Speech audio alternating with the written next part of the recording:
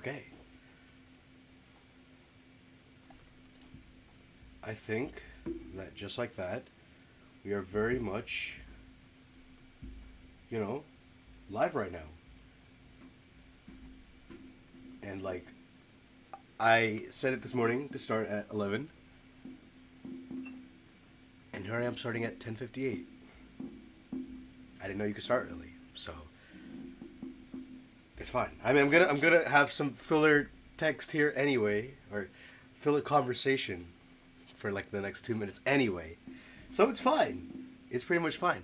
So I said that yesterday we were gonna continue tomorrow, either in the morning or the afternoon, and I chose the morning because I got up and I was like, man, let's do this Archon quest, because like where we left off yesterday, I was like, I know there's more to this quest, and I need to reach it.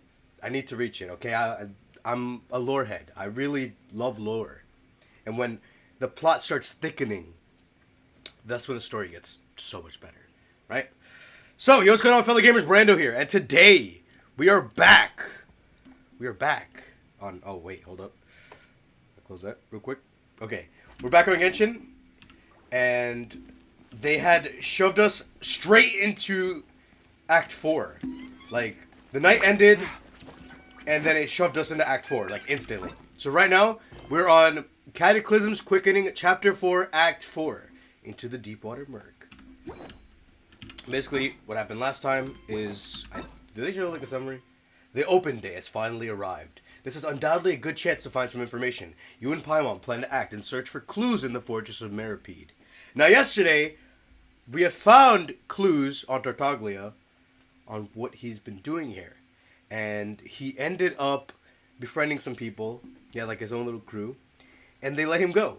He went to this place that's pretty much a dead end, and it's flooded. So he went through there before it was flooded. So I don't know. I don't know how he got through there. Our plan is to talk with Freminent, and hopefully he can help us get there by diving. Who knows? But this is the best clues that we have on Tartaglia so far. But, we're basically in prison. That's what the Fortress of Meripede is supposed to be. But it feels more, it's a gathering of exiles rather than a prison itself. Right? Now we're going to do a quick audio test. Audio test. Brando, you good? Am I low? I think I'm low. Hold this a little closer. I've been like, normally you usually see my mic like in the camera, like over here, but I've been keeping it a little out of the camera because you guys can still kind of hear me. We should prepare while we I don't like forcing the mic too close to me. Then make a preemptive So strike we're gonna keep it like enemy. right here. I don't know if it's still on the camera. Is it still on the camera? It's on the camera, right? Oh no, it definitely is in the camera. It's just that little part over there. It's fine. We'll leave it at that. We'll leave it at that. You guys can hear me a little better now, right? Yes. Yes. Okay. So, audio test successful. We're good to go. I think we're just gonna jump straight into this. We're gonna go straight into this, and let's see what we investigate. Because now, we know that Tartaglia was here. We know where he went. We just can't get there without help. So, we're gonna do some investigations, and I'm assuming we're gonna talk to Lenny today. Because they did say we're gonna talk to Lenny, so... I'm assuming we're gonna talk to Lenny. Let's go straight into this. I wonder what's over here. There's nothing here. Hey, you over there? Who are you? The Villers? Who, me? Yeah, you. Say, do you like playing card games? Oh, yo! Like Genius Invocation TCG? Yo, he's trying to get peace in TCG? Even people down here play that game? TCG players are like mint in the wild, literally sprouting up everywhere. Hey, come on now. What's wrong with finding fellow invocation aficionados? Anyway, care to join me for a game?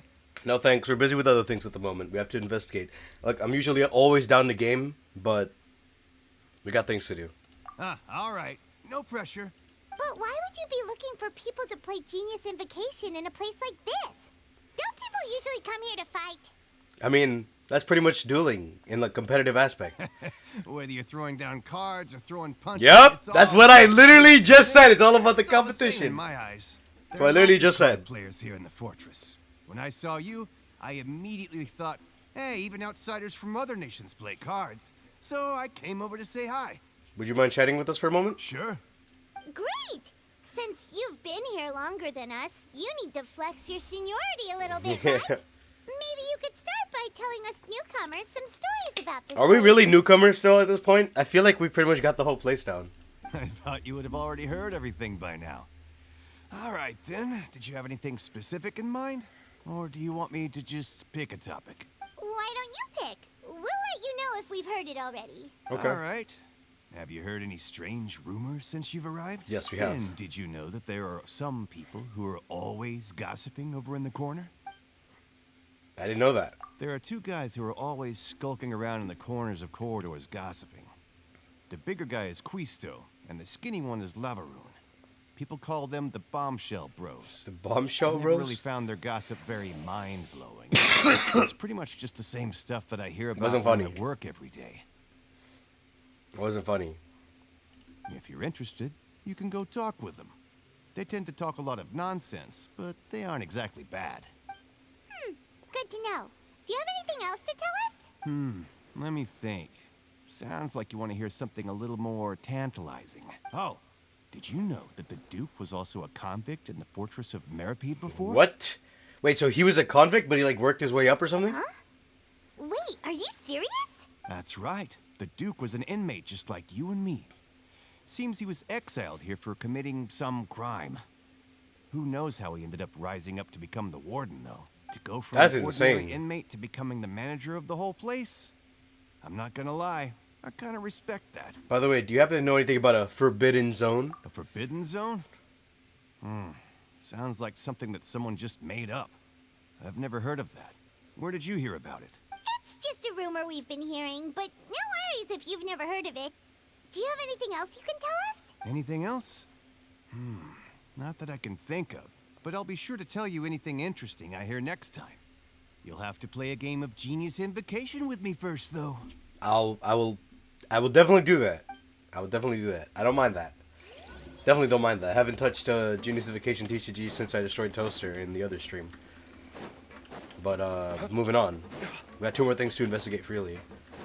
Is this on the same floor? This is on the same floor. Let me just use Lenny to just run through the net to not run into everything. Surprise! Are these the gossipers or are these just other people? There's a group of people over there. Okay, they're just other Let's people. Go listen in. So I said, that's not a faucet. Hey, who are you two? Why'd you come over all of a sudden? Oh, sorry for eavesdropping. Sounds like you were talking about something private. What do you mean private? He sounded like he was about to say a joke or something. What's the matter? They're just looking to join in on our fun, that's all. Hey, don't pretend like it's okay for them to just interrupt us like that. Yeah, fine. You're lucky we don't mind extroverts that much. Right, you know, yeah, they are pretty much extroverts. They go and talk to everyone. Can't be me though. I'm pretty introverted. But, you know, they don't need to know that. Thanks, you guys are really nice. You hear that, Quisto? We're nice. Your expressions tell me you're looking to hear some juicy info, am I right? But before that, it just so happens that I know you two. Oh, do you? Really? Oh, that's Quishita. These are the guys that talk a lot of rumors. These are the gossipers. I was right. You're kidding. That's his name. How often does anyone get a personal tour led by His Grace himself? Practically everyone was talking about it. Word has it that you also caused quite the kerfuffle. What the hell's a kerfuffle?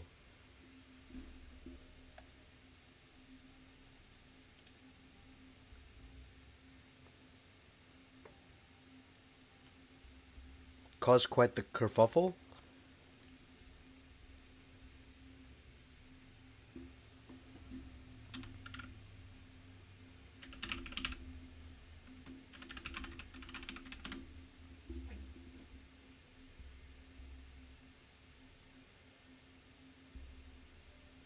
A commotion or fuss, especially one caused by conflicting views. I'm gonna be honest, I've never heard this word in my life. That's crazy. You learn something new every day, don't you?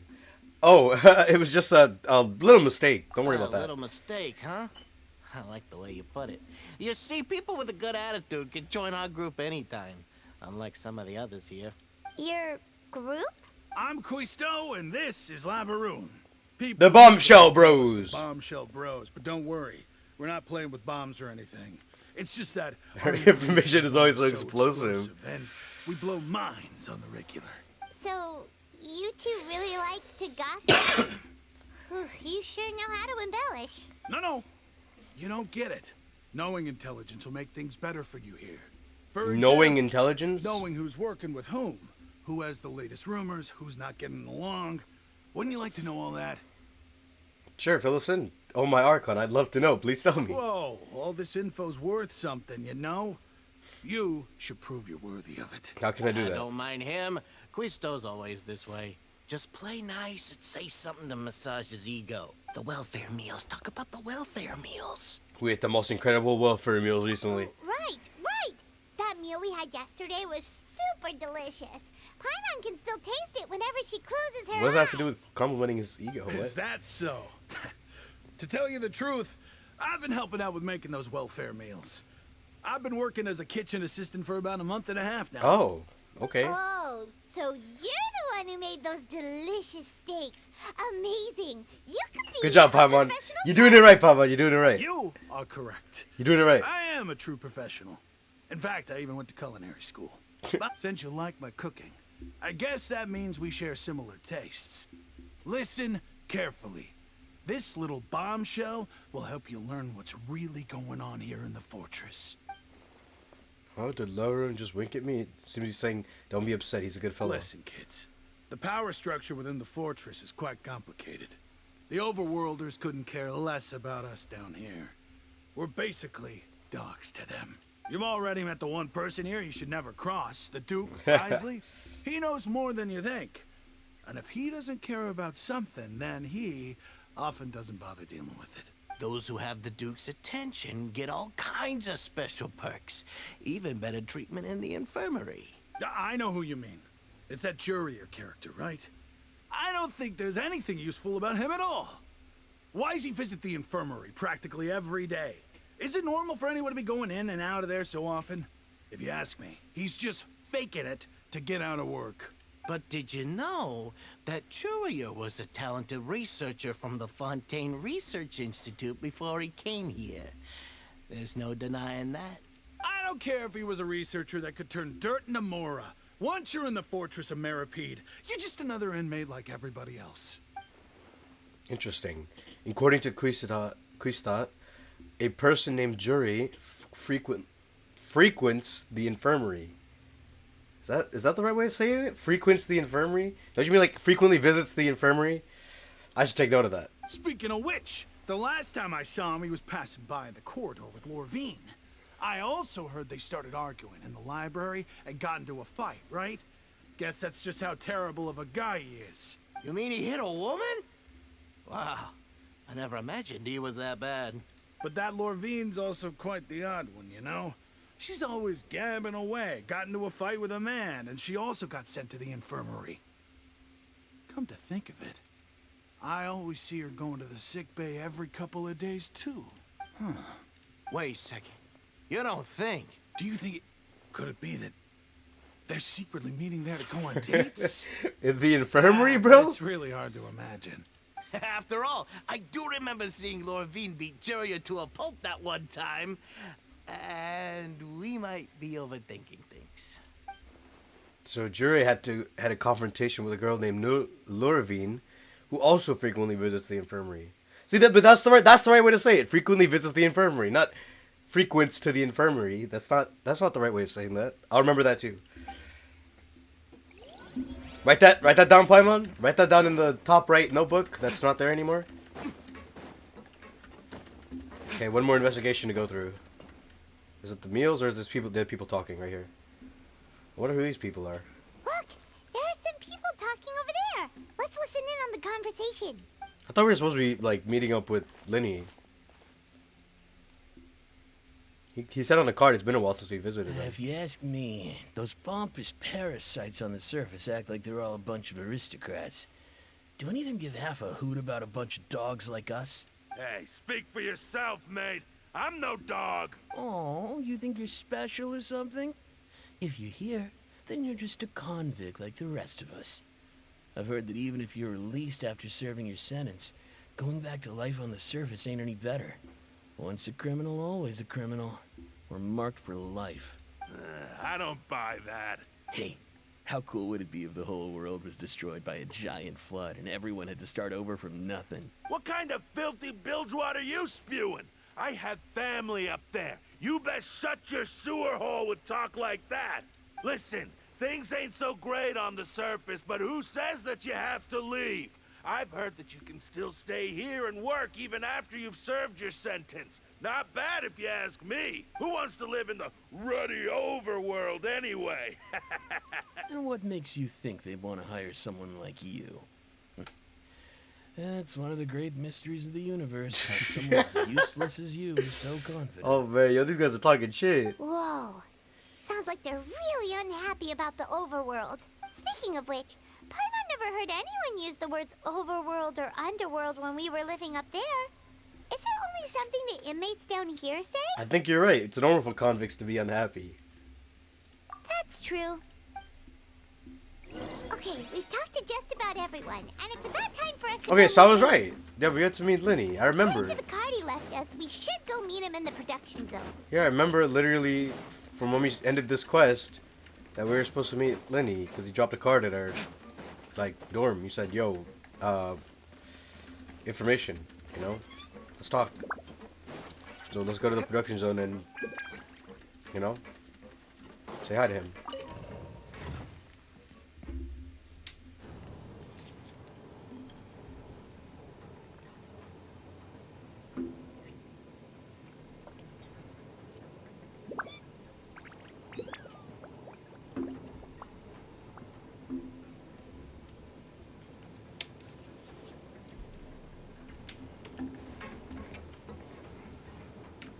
I told you, this lift is always the longest. I hate this lift. The one that goes down to the production zone. Like, at least, like, the dorm place I can just TP to. There's no waypoint down here. I'm retarded. There is a waypoint down here. There's a waypoint right here. There's been a waypoint here the entire time. But I didn't see it. You can go further down? I'm sorry, what? I'm not gonna check that out yet. I didn't see that waypoint there. There was a waypoint down here the entire time, but I didn't see it because it's not my map. I've been sitting here in darkness in my map this entire, like, playthrough since yesterday. This whole place, I can't see anything. Because I don't know where the hell this statue of the 7 is. It's on the surface. Quite annoying. I thought, like, we get down here, and maybe the statue of the 7 would reveal itself to us. But, I guess not. We gotta play like this the whole time, so. It's fine. Better late than never. But that waypoint would have been so useful. For me having to, like, take a 3-hour lift. Good replacement. Alright. I think it's right here. So, where's, Lenny? The circle's right here. This is the production zone.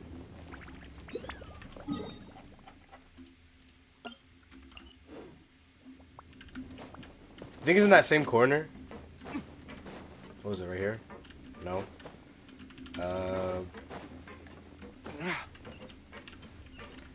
Bro literally said the production's... That's above the production zone. What? How the hell do you get up there? Let's take an elevator. Should I take another elevator? Okay, sure. Guess we'll do that. That's the production zone, though. I didn't know there was like a little place above the production zone.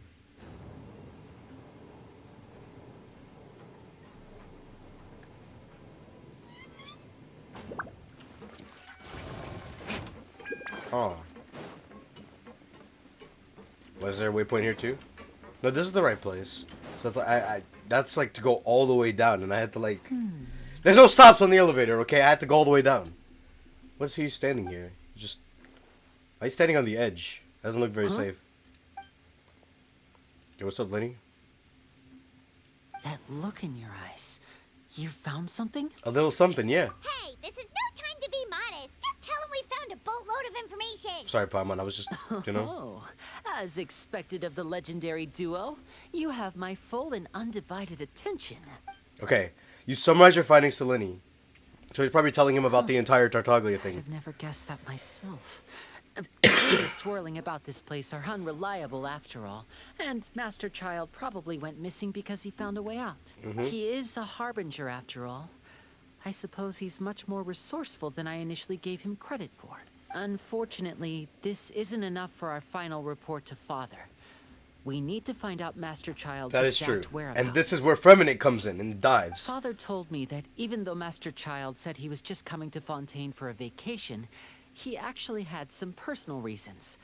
His agenda might be linked to his disappearance. The most important thing right now is to catch up to him. His escape route is already flooded, so we'll have to task someone with professional Feminine. diving skills to chase after him. The helmet. Well, when you put it that way, it's obvious that only Fremine would be up to the task. Bingo! Is he around? He's working today. Coming here as a group would have You know- attracted too much attention. I'll talk to him about it later. Yeah, I wondered that. We saw Linny, we saw Lynette, and then we saw Linny on her own, on his own, and then we saw Lynette on her own. But we have yet to see Freminate. Like, we haven't run into him this entire time, which is crazy, because we've been running around the entire time, like, doing our thing to get coupons. Please do, we're counting on you, thank you. No need to thank me. This was always a part of our mission after all. Honestly, I'm far more impressed by you guys managing to collect all this information right under Risley's watchful eyes. Collecting information has always been our strong point. Now, let me think. To find out more information, Fremine will have to retrace Master Childe's original route. And if he's to do that, he'll have to set out on the next pipe cleaning day at the earliest. That's 6 days from now.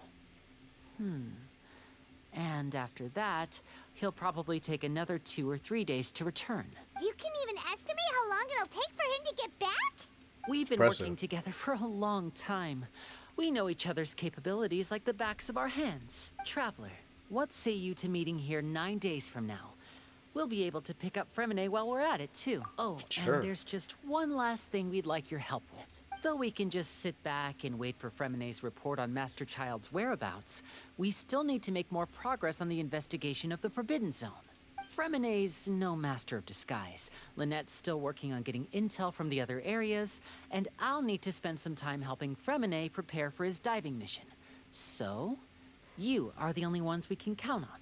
What do you want us to do? Will it be hard? Well, I won't call it easy per se, but I think you'll be able to pull it off. Listen carefully. You'll need to find an excuse to get into the infirmary and investigate the room and environs. You've mentioned several sketchy-looking people always meeting at the infirmary earlier. That's true. So it probably has something to do with the secret we're hoping to uncover. You've already met the head nurse, so she'll be less suspicious of you. Investigate the internal structure of the infirmary and any active dealings within, and pass those on to me alongside anything else you're able to discover. But also, there's no need to take risks. Don't forget, safety always comes first. Sounds good. I'll give him my best shot. Did you only say that because I'm an amateur? No, when it comes to intelligence gathering, I'd never consider you to be an amateur. Didn't you say it yourself? It's always been your strong suit. I mean, we did gather that much info. I'll believe anything as long as it comes from you. So, please prove your prowess to me once again. All right, then we'll head out as soon as we finish our prep. Okay, Let's so we're go our basically separate ways for now then. Don't forget, we meet here again in 9 9 days. We have to wait Stay for them. safe. We have to wait for them, basically, for us to proceed with our... After doing some prep work at Paimon, you begin to slowly approach the infirmary under the guise of just meandering around aimlessly. So we're going to investigate the infirmary while he gets Freminate ready for the dive, and then we're going to figure out where the hell Tartaglia went. Hey, stay here for now. Paimon will take a peek. There seem to be several people inside. Let's try to eavesdrop on them first. You and Paimon hide in a corner and try your best to eavesdrop on the people inside the infirmary. Several people appear to be engaged in conversation, but you only manage to catch bits and pieces of what they're saying. It's not impossible. Oh. It's a bit hard to understand them from here. So, why don't we just try to talk to them in person? Let's go as soon as you're ready. You nod and take a long deep breath before inhaling a large amount of vapor from a foul smoke. If you recall correctly, the potion is a result of failed attempt of your alchemy once before in Paimon at some point in your journey, indicates it makes you want to hurl. A potion? What? Wait. Is this like a reference to a previous quest? I don't know. But we drank some potion just now to fake ourselves being sick or something. Having given a good whiff, you hand the potion back to Paimon. Yo, they don't even give me enough time to read it, bro.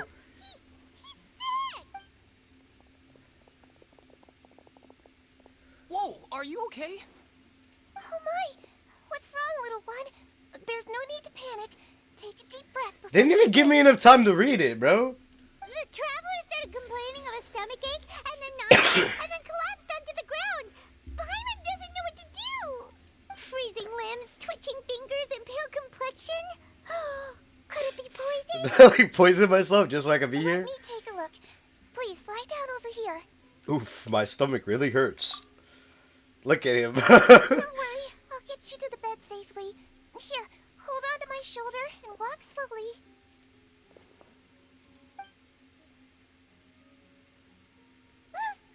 You can do it, traveler. Thank you, I'm sorry. Don't apologize. You're sick after all. Now, please relax. I'm just going to do a preliminary checkup on you. Damn. Okay. Siegeween has taken out a few instruments and begun to do a checkup. I hope not so healthy that you get suspicious. I see now. My checkup has confirmed that he's not in any mortal danger. That's our worst fear out of the way. Oh, that's good. But I'll continue my diagnosis of the patient now. Please, relax and take a deep breath. Siegeween's using her hands to palpitate different areas on my abdomen. Seems like she's using elemental energy too. Her expression is growing more and more relaxed. Don't sense serious damage to your organs either. Does it hurt when I press here? It's not too bad. And here? Oof, that hurt a little. Huh? But based on my initial checkup, there shouldn't be a problem here. Oh, how strange. Oh no, was my acting a bit over the top? What about here? Does No. this hurt? No, not really. I can barely feel it. Oh. I understand. So that's what it is. I think you just ate something that disagreed with you. That's all. Nothing too serious. Outside of a pretty bad stomachache when it decides to act up. So that's what it is. Thank goodness it's not anything more serious. And there have been other inmates complaining about the food recently. I'll inform our head chef, Mr. Wolsey, of this problem as soon as possible. Congratulations! The health risk is incredibly low, so you should recover within a couple days. Why don't you take a rest here while I go get some medicine for you? This is where we do our investigating. Miss Levine, I'll have to trouble you to help me look after this new patient while I'm gone. Very well. And she hopped away, just like that. Phew, this infiltration mission is going much more smoothly than I imagined. Next, there are only 2 people left in the room. Siegeween just called that woman Lorvine, so she has to be one of those frequent visitors to the infirmary I've heard before. Would that mean that the man next to her is Jury then? Hello. So how are you feeling now? Still not great. I can't keep staring at it. It will draw unwanted attention. That guy also seems to have noticed. Now he's looking in my direction too. His stomachache's really bad. He was stumbling about the whole way here, so Paimon's really worried. If Miss Siegeween says it's not a serious problem, then there's no need to worry. She's the best medic we've got down here. Don't you mean the only medic? But it also looks like she's the only medic. That's what I just said, Paimon. Ah, well, that's true. What do you mean, that's true? That's really misrepresenting the situation. Of course I can't speak for the whole fortress, but it's not like everyone imprisoned here is useless, you know? Though they may have committed crimes and gotten locked up here as a result, they still know a thing or two about medicine, and they help Miss Siegeween take care of the sick and injured. Yeah, you're right. But did you have to lecture me about it in front of another patient? Aren't you a patient too? Where did all your energy come from? That's correct. Sorry, I got a bit ahead of myself. So these are the guys that are always fighting. Are you two also sick? We've been sick a while. I come back every once in a while for checkups, and to pick up the medicines Miss Siegeween prescribes for us. That's just the nature of chronic illnesses. As for her, you could say she fancies herself as Miss Siegeween's capable helper because she learned a bit of medical knowledge ages ago. Please watch your mouth, Mr. Jurier. Don't forget that you are the primary reason I have frequent heart palpitations. Hey, don't start arguing now. Please, keep it civil at least. Those two seem to have a pretty terrible relationship, and only ran into each other because they came here to pick up their meds at the same time. Time to investigate. But outside of the two of them, there's nothing suspicious inside the room. All the files on the table appear to be patient records, while there's a box. I can't check it out right now. There also aren't that many furnishings on the wall. Huh? Wait. There seems to be a movable hatch on the ground over there. Hey! There's no need to fight! Everyone will be released someday, so there's no need Gotta to check that out later. silly things like this! But Release. It's way too early for us to even think about that. And who the heck knows if we'd even be able to continue our previous lives? The presence of a movable hatch isn't strange by itself. Perhaps it's my adventurer's intuition speaking. But isn't it a bit strange that there's a movable hatch here, of all places? Is it hiding something? please allow me to end this boring and useless conversation. Oh, and Mr. Jurier, I don't want to see your face here again anytime soon. And same to you, Miss Lorvine. Anyway, that was more than enough rest for me, so I'm going to get out of this excessively noisy place. See you later, everyone. He just slowly walked off like that? It would seem so. It's just what he's like. I'm sorry you had to see all of that. I'm Lorvine, and that's... Well, his name is Jurier, but I hope you'll never have cause to remember his name. You really can't stand him, huh? I mean, can you blame me? Look, who would like someone who's as arrogant and obsessed with weird research topics as he is? But there's no need to keep dwelling on him. I'll accompany you two for a while. Miss Seashween should be back soon, and I'm sure you'll feel better as soon as you've had some of her medicine. Thank you for looking after me. No, it's nothing. I'm back! Did you rest like you promised? Sort of. I mean, I've Thank just been you for sitting getting here. our medicine, Miss Seashween. Did you all cooperate with your bed rest? I trust that nobody got up to walk around. Good. Here, this should be 2 days' worth of medicine for you. Take one pill now, and then continue your bed rest. You take the stomachache pill that Seedrine gave you. Miss Lorvine, I left in a bit of a hurry just now. Do you still remember if we discussed the color of the pill that you should be taking today? I remember. You said it should be yellow. Did I talk about that before you walked in? Why don't I remember? Yellow, huh? Well, because we didn't get the... These are yours. Please, make sure to go to bed early after taking them tonight. You'll benefit from a good night's sleep. When we were eavesdropping on them, we only heard, like, parts of, like, speech that was being said. I don't even remember what was said, but there was, like, parts. That's why we don't remember, because we never heard the whole thing to begin with. All right, then I'll also be on my way now. I hope you feel better soon, too. Thanks. See ya! I'm just waiting for an opportunity where, like, they all leave the room and then we can just go and do some investigations. You know, about that hatch on the floor. I'm going to fill out your medical record now. You're widely known as the Traveler, right? Yep, that's me. Just want to double-check a few details, if that's all right with you. Go for it. Those two made quite the commotion just now, so why don't we let the Traveler rest? Paimon can answer the questions instead. Thank you, Paimon.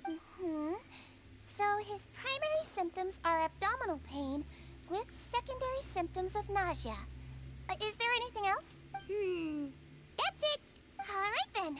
Is there anything we should know besides to take the meds? No, his base constitution is quite good, so I'm sure he'll recover quite quickly after taking the medicine.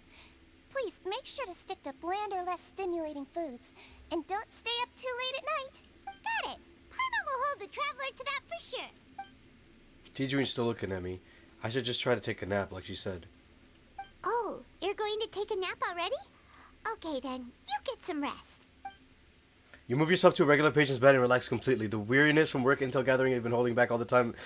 You can, however, still catch some hints of Paimon's conversation with Citrine. We've been to lots of places together. He may look a bit under the weather now, but he's actually super strong. So you're the best of companions. But don't worry, he'll recover soon. Companion. That word brings forth a wave of comfort. You let yourself relax and fall asleep fall into restful sleep. How do you feel? You slept for a really long time, but we never left. I feel a lot better. Thank you both. Well, now you can go back without a worry in the world. Remember to take your meds regularly, and remember bland foods. Thank you, Miss Siegeween. Okay. Return to the dormitories.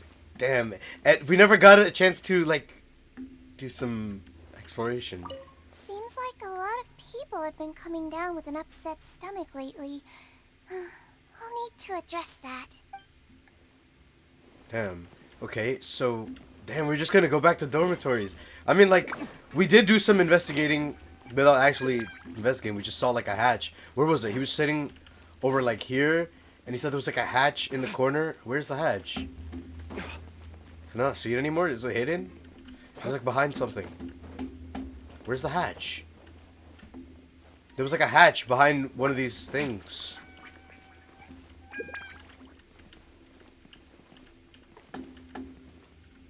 I can't even see it anymore. There was a hatch behind one of these things. Oh, whatever. I guess I can't. I guess they're not showing it to me, because I'm like, I'm not supposed to see it. All right. Well, I guess we go back to dormitories. So we found a hatch of some sort that looks like it could be hiding something, but obviously we can't go and check it out because you know Siegeween's right there. We're gonna have to check it out when nobody's there, and I don't know how we're gonna find the time to investigate the infirmary when there's nobody there. How are we supposed to know when there's nobody there? You really are something. To be able to fall asleep like that and even sleep talk the entire time, you scared Paimon half to death. Did I say anything I shouldn't have? No, but you kept mumbling things along the lines of, Pyron, don't take my grilled fish and put down the Adeptus temptation now. Paimon talked with Siegeween the entire time you were asleep. She seems like she's just a sincere nurse, and Paimon didn't notice anything unusual in the room. Are you sure we're not going off track with the infirmary? We're really off track, though. There's still a few weird things about the place. The movable hatch on the ground, as well as the question Siegeween asked Lorvine. And also, were they really talking about their meds before we walked in? Oh, and Lorvine and Jorah's argument genuine, or were they just putting on a show? Paimon, hear me out. Whoa, you really are super thorough. All those tiny little suspicious things that Paimon didn't even pick up on. We've got to give the info to Linny. Over the next few days, you and Paimon work at your stations as normal. During your shift, however, you manage to find opportunities to write keywords relating to your suspicions on a piece of paper. Why is this one longer? Why is this one longer? All the other ones are so short and they don't let me read it, but this one's longer. Like, it stays up longer. That's why I speedran it. You manage to pass a slip to a busy Lynette as she happens to pass by. Her disguise is impeccable and she doesn't even look at you or change her expression as she pockets the info.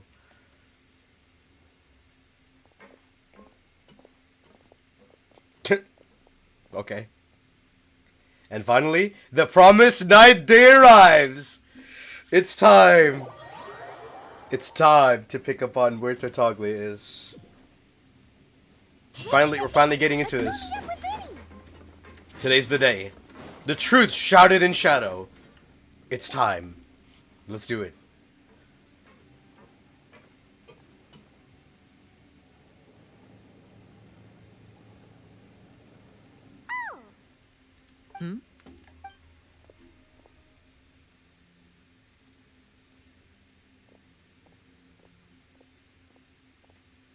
Did you two run into any trouble over the past few days? No, we just worked our shifts according to the schedule. Nothing weird happened. That's good. That means you didn't raise any suspicions when you infiltrated the infirmary. We've taken a look at the slip you've sent. Fremine successfully left the grounds via the pipes 2 days ago. And as of last night, Lynette has also infiltrated the infirmary after faking an illness. Wait, why is she getting involved as well? You already went above and beyond when you scoped out the infirmary. To put it more bluntly, even if we were to view that as something you did in exchange for Fremine's help, you've already done more than enough. Infiltrating a guarded stronghold is a different kind of job from a one-off investigation. We want to avoid using the same faces over and over and reduce the amount of suspicion that will fall on any given person. Lynette also felt like you have already taken the first step for us, so she should be the one to finish the job. So is she gonna investigate the hatch? So that's what Lynette thinks. Oh, Paimon hopes everything's going well for her. Yeah, I'm not opposed to helping you. Perhaps that's true. You are both very good people, and we've come to appreciate that more than anyone else. Unfortunately, there's still one thing that could get between us, lest you've forgotten. The matter of our respective loyalties. You've mentioned before that you've had some run-ins with the Fatui. I can understand that feeling, so I assume you're just helping us out of the kindness of your hearts? Well, everyone could use some more friends. We'll be counting on you to help us in the future, too. Mm-hmm.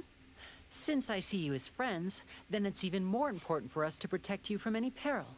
Fremine and Lynette feel the same way. I get it now. Glad to hear it. Then, let's go check on Lynette before Fremine returns.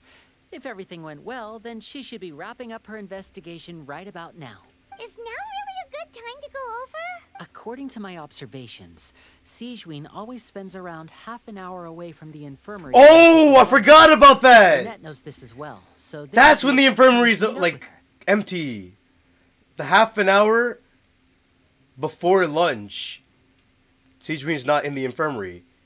So, this will be where the infiltration happens. Oh yeah, we heard about that too. Also, I'm her brother, remember? It's only natural for an older brother to care about his younger sister's well-being. Okay, then let's head over right away. Alright, let's do it. But, you know, worst case scenario, Sigewinne could be in the hatch, you know?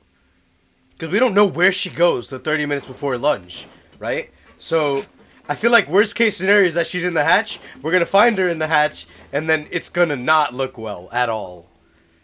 Lynette should be here right I don't now. know. I don't know. Huh. Strange.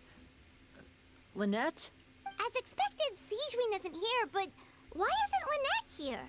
Could she have found a lead and left to follow it? No, Lynette rarely deviates from the plan. We agreed that if she were to make changes on the fly, she'd find a way to let me know. Look for a card. Unless... Or is that only your thing? Let's see if there are any clues around here. We can look while we wait for her. Who knows? Maybe she'll be back soon. Okay. Maybe she went in the hatch.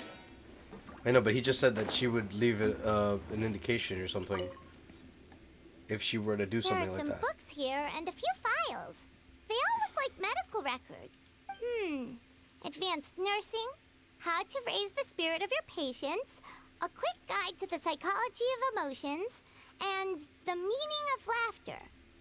These sure are some interesting books. Who knew Sigewinne would be interested in these kinds of things? She even has books on understanding people's motivations and feelings. Is it because she's a Melusine? Or does she have a need to understand her patient's emotional state? Seems quite normal to me. These are skills that would come in handy for a nurse from time to time. Okay.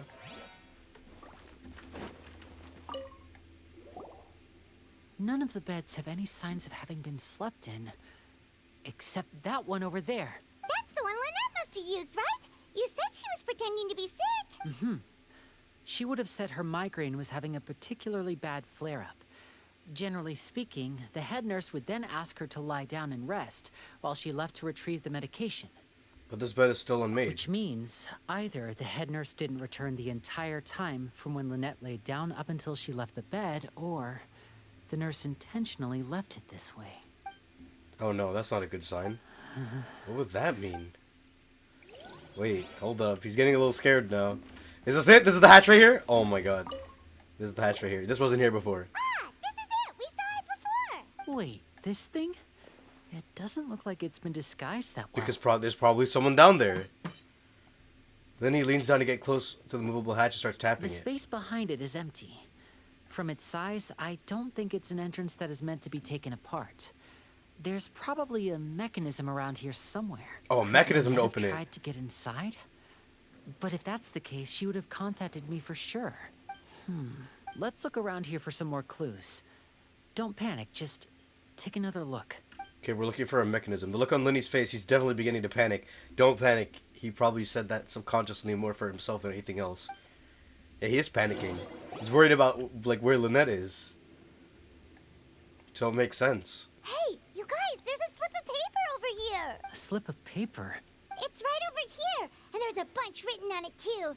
It reads, out of respect for your usual practices, I'll use a piece of paper or card as the medium to pass on my message. You may consider this as me giving you my best regards. This is... Lynette? Is that all? Is there anything on the back? The back. This is... Show me. Now! Oh, he is definitely panicking. That look on your face. Paimon's reading it now. What does it say? Would you care to guess where Miss Lynette of the Fatui Oh, is right now? shoot! Oh, could she have? Is she already? Wriothesley. Did he deliberately leave the infirmary unguarded to use it as bait? Wait, you mean he was aware of our goals from the very beginning? But why? We didn't run into any trouble last time, and he also never reached out to us since. Why would he choose to act during our second infiltration attempt instead of the first? Yes, that is a crucial question. Wriothesley, he doesn't do anything without a clear goal or reason. So this means he had no concerns about your activities from the very beginning. You're not from the same camp as us. You were sent down here by Nervulet, so you have no conflict of interest with Wriothesley. We're a completely different story, though. Why did he only go after Lynette? Why didn't he go after you as well? I'd like to know that, too. Why did he only go after her? Don't panic. Just think everything over. I have to stay calm. This is not like what happened last time. The situation's different now. Wait, you're right. Wait, but that means the fact that Fremine was able to leave the grounds. Could Wriothesley have let him go as well? But what does he gain by letting Fremine leave like that? I get it now. He deliberately made them both disappear. So he's challenging me and trying to provoke me, I'm sure of it. We never should have sent out Fremine. We had to go through all that trouble to find an opening to sneak him around the guards and into the pipe, and we even thought luck was on our side. If Wriothesley let him leave on purpose, then he's probably in a terrible spot now as well.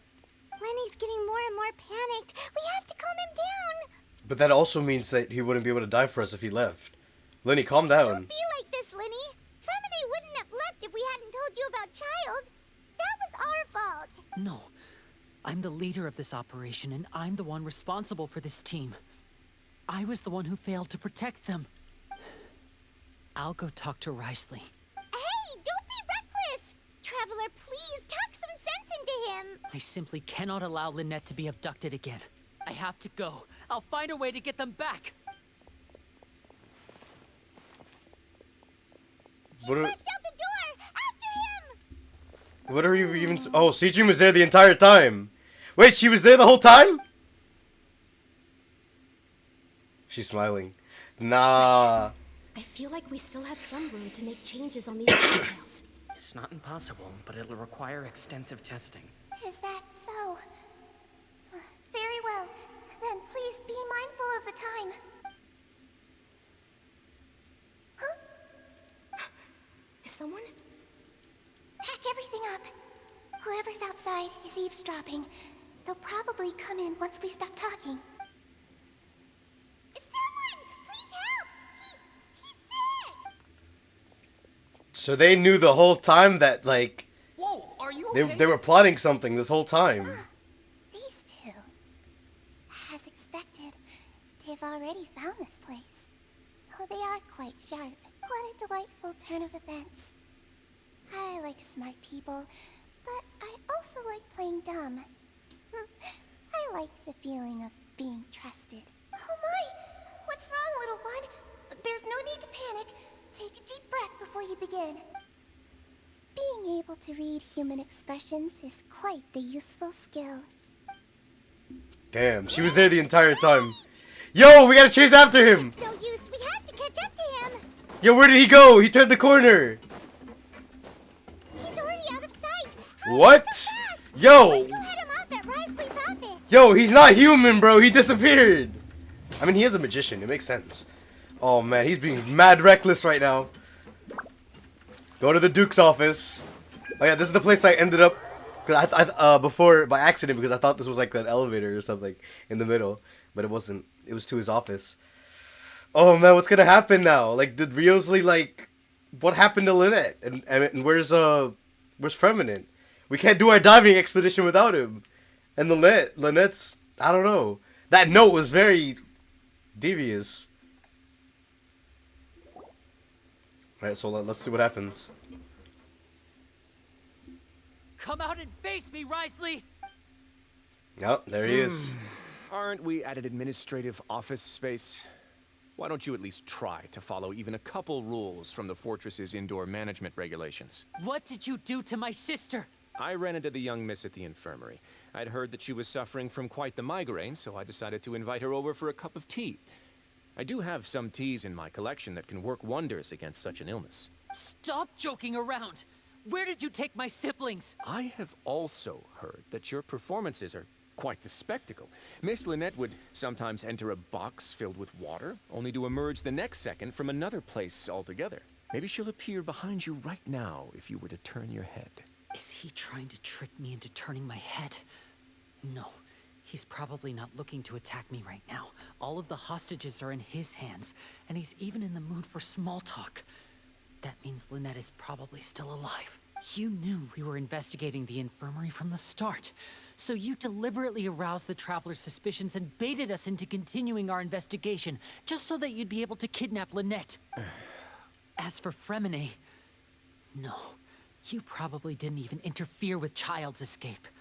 You let him go, so you could purge the Fatui members that we had planted into your ranks. There was no need to do so. The Fortress of Meripede is a pretty pleasant place. Most people enjoy their lives here. The only ones who act differently are those with personal agendas. It was quite easy to identify your colleagues. You removed our original members and spread the news of Childe's escape so Father would assign our team to come down and investigate. Fremine has also fallen into your hands, right? If you're oh so omnipotent and so in control, why would you need hostages? One correction.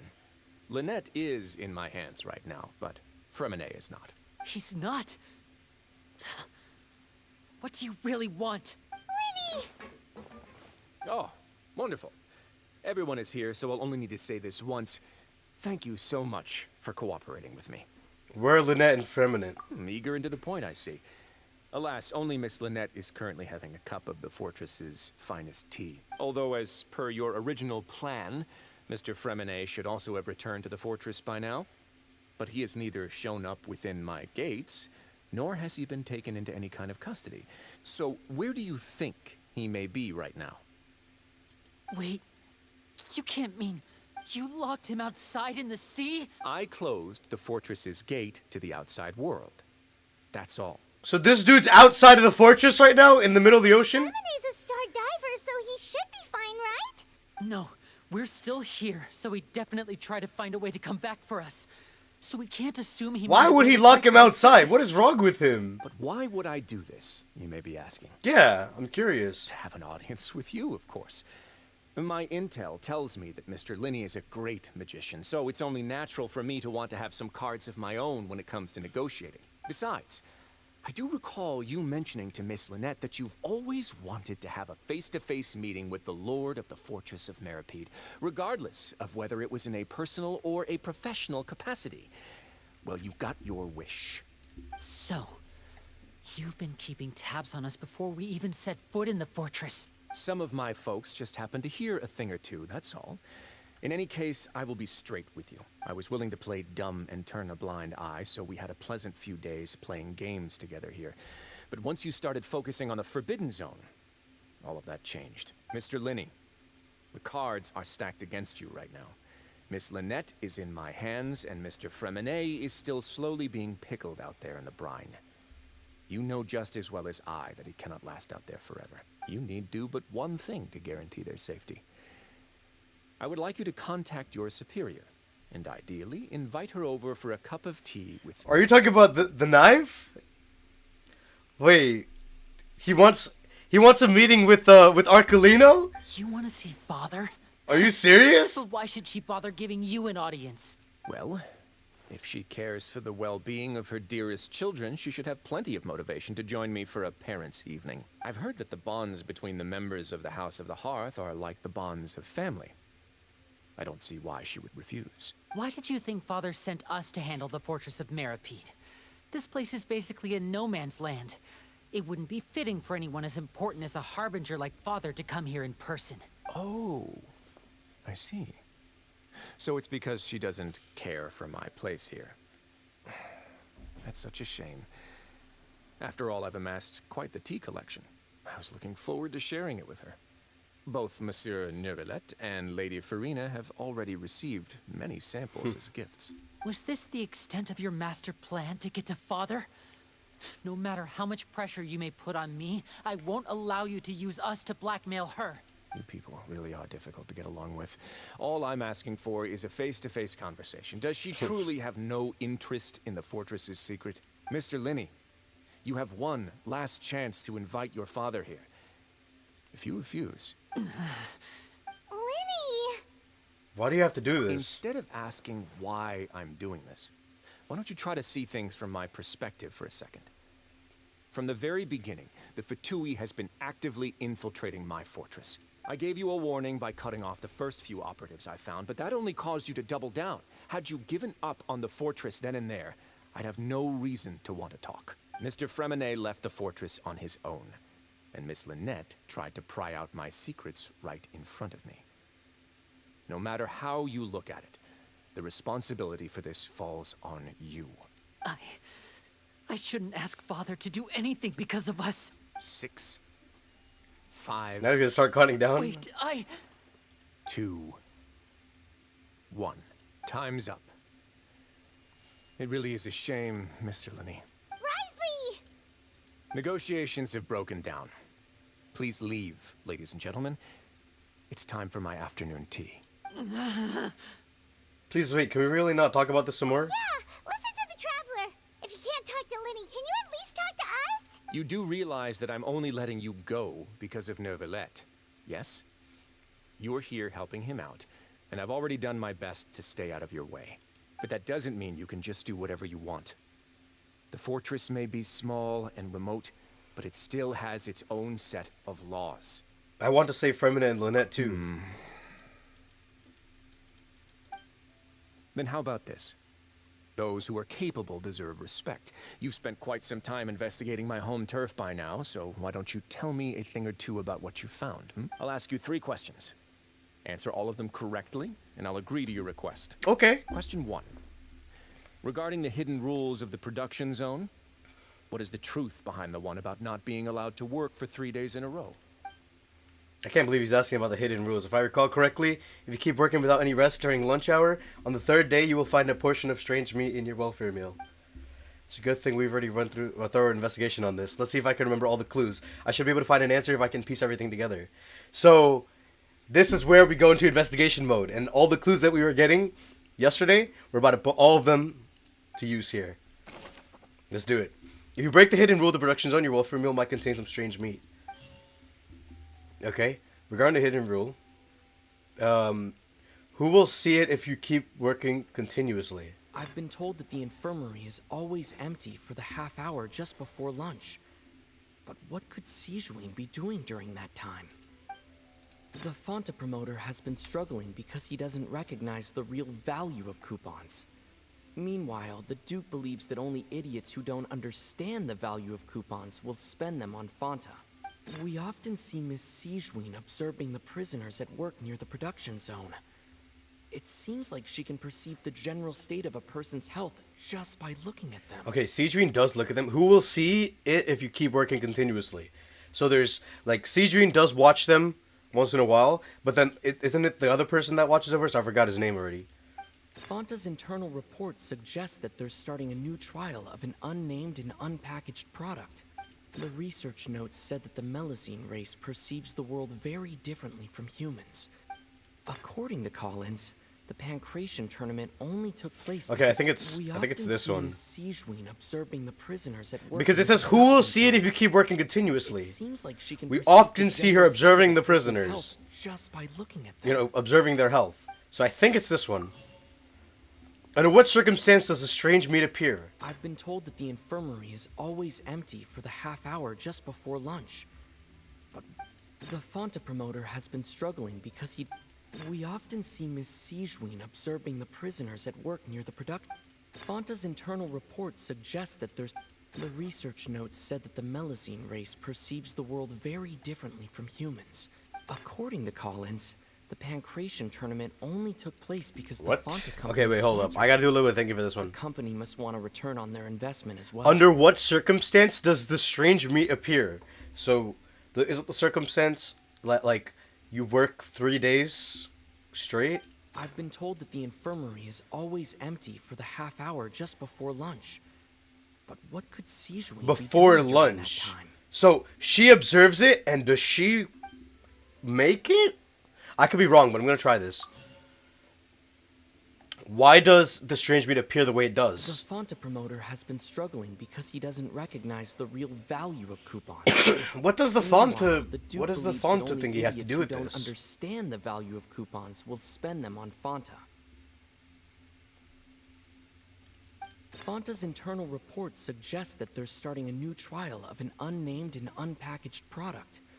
But the product has to undergo a trial because even Fonta's own employees have a lot of reservations about it.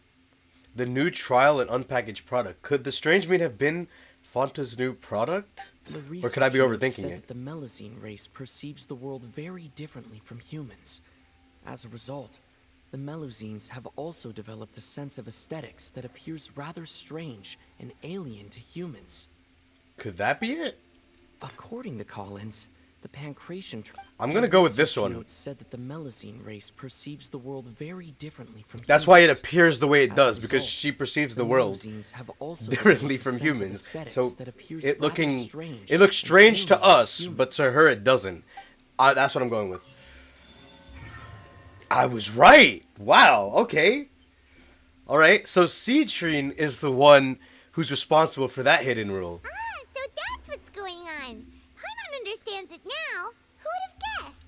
The hidden rule of the production... Go ahead, Paimon. Oh yes, you put on the glasses. You're not supposed to work 3 days in a row. If they do, they'll get strange meat in their She work. put on the glasses. Where did she even get it from? At first we thought this The strange Detective Ace Paimon. She's had back. something to do with the people who disappeared.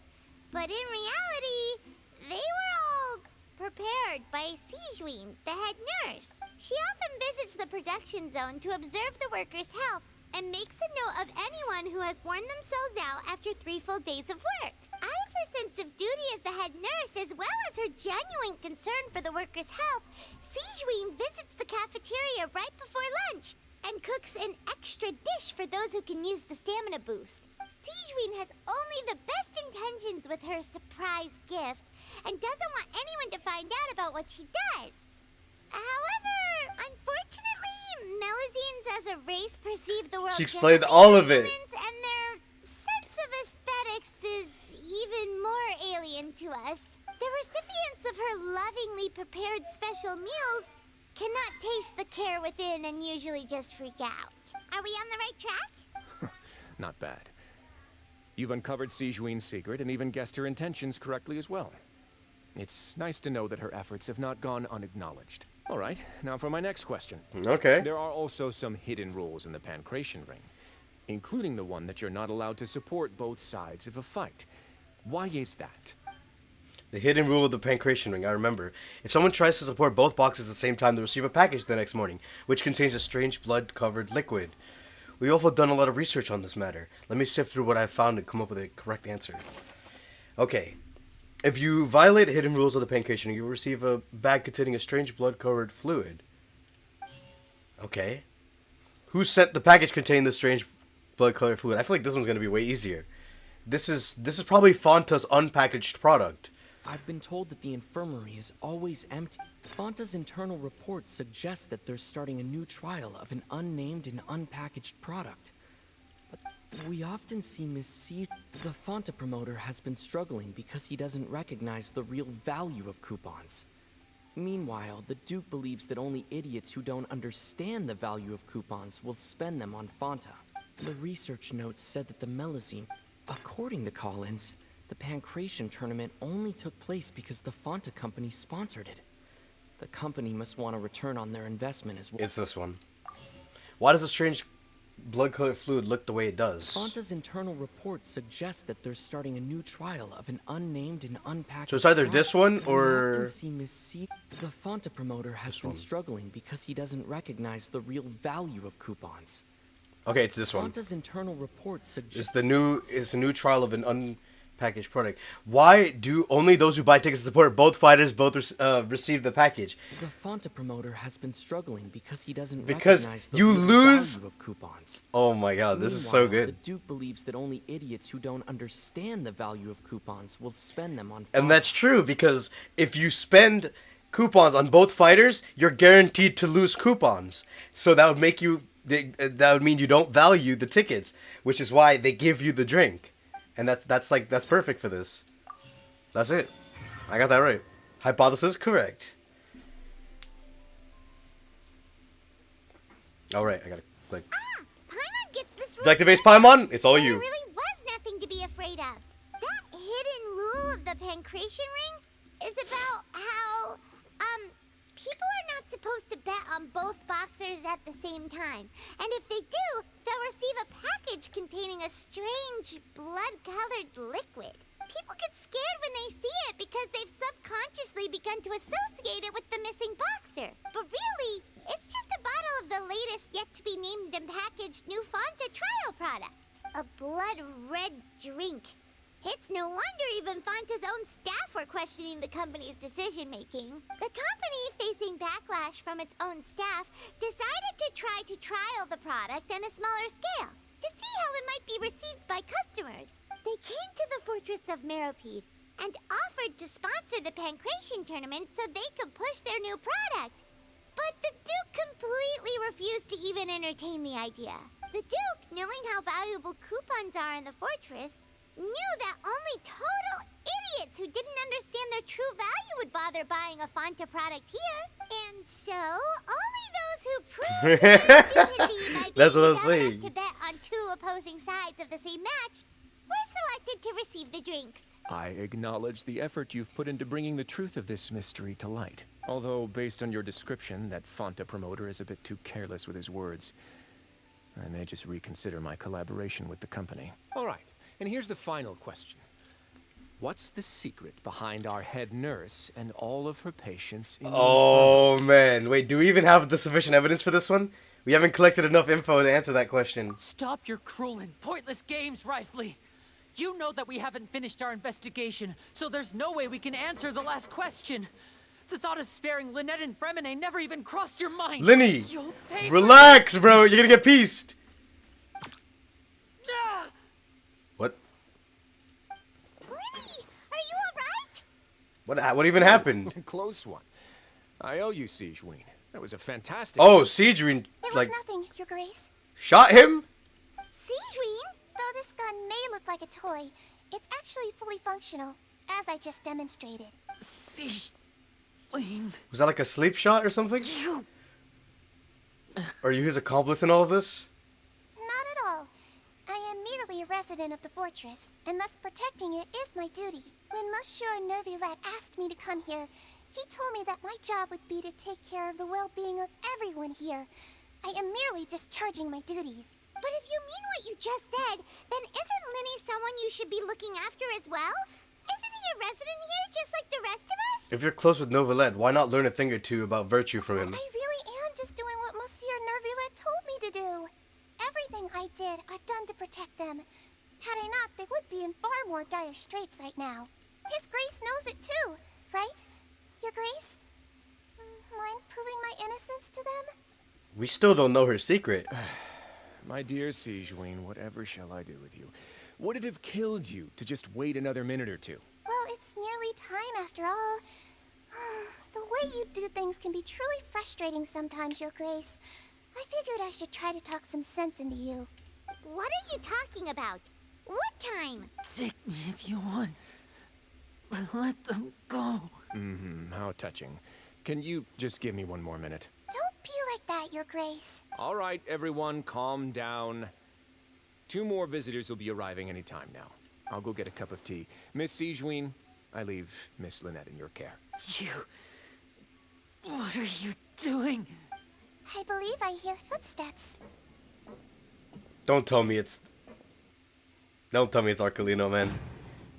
A door slightly slams open. A familiar figure bursts through. Tartaglia? No. Some space, please. Clorind, okay. Ah, Miss Clorind. My door. Oh, it's Feminine! She saved Feminine! Fremine. Fremine. What's going on? What is Cloran doing here? Work. Okay. I'm sorry about shooting you, Mr. Linney. The tranquilizing effect will begin to wear off soon. Please take it easy in the meantime, though. What happened to Fremine? Wasn't he diving just outside of the fortress? Why is he looking like this?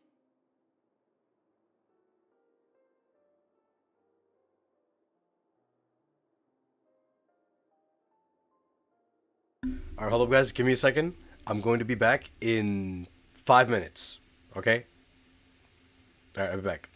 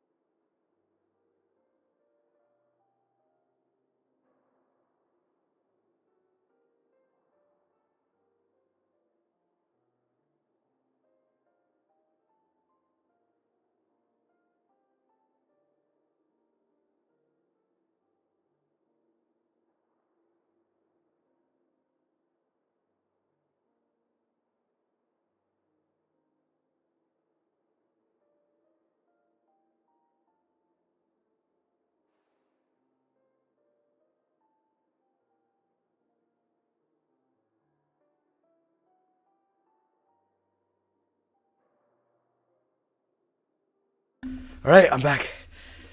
I had to do something real quick, but we should be good to go. Now, what did I miss?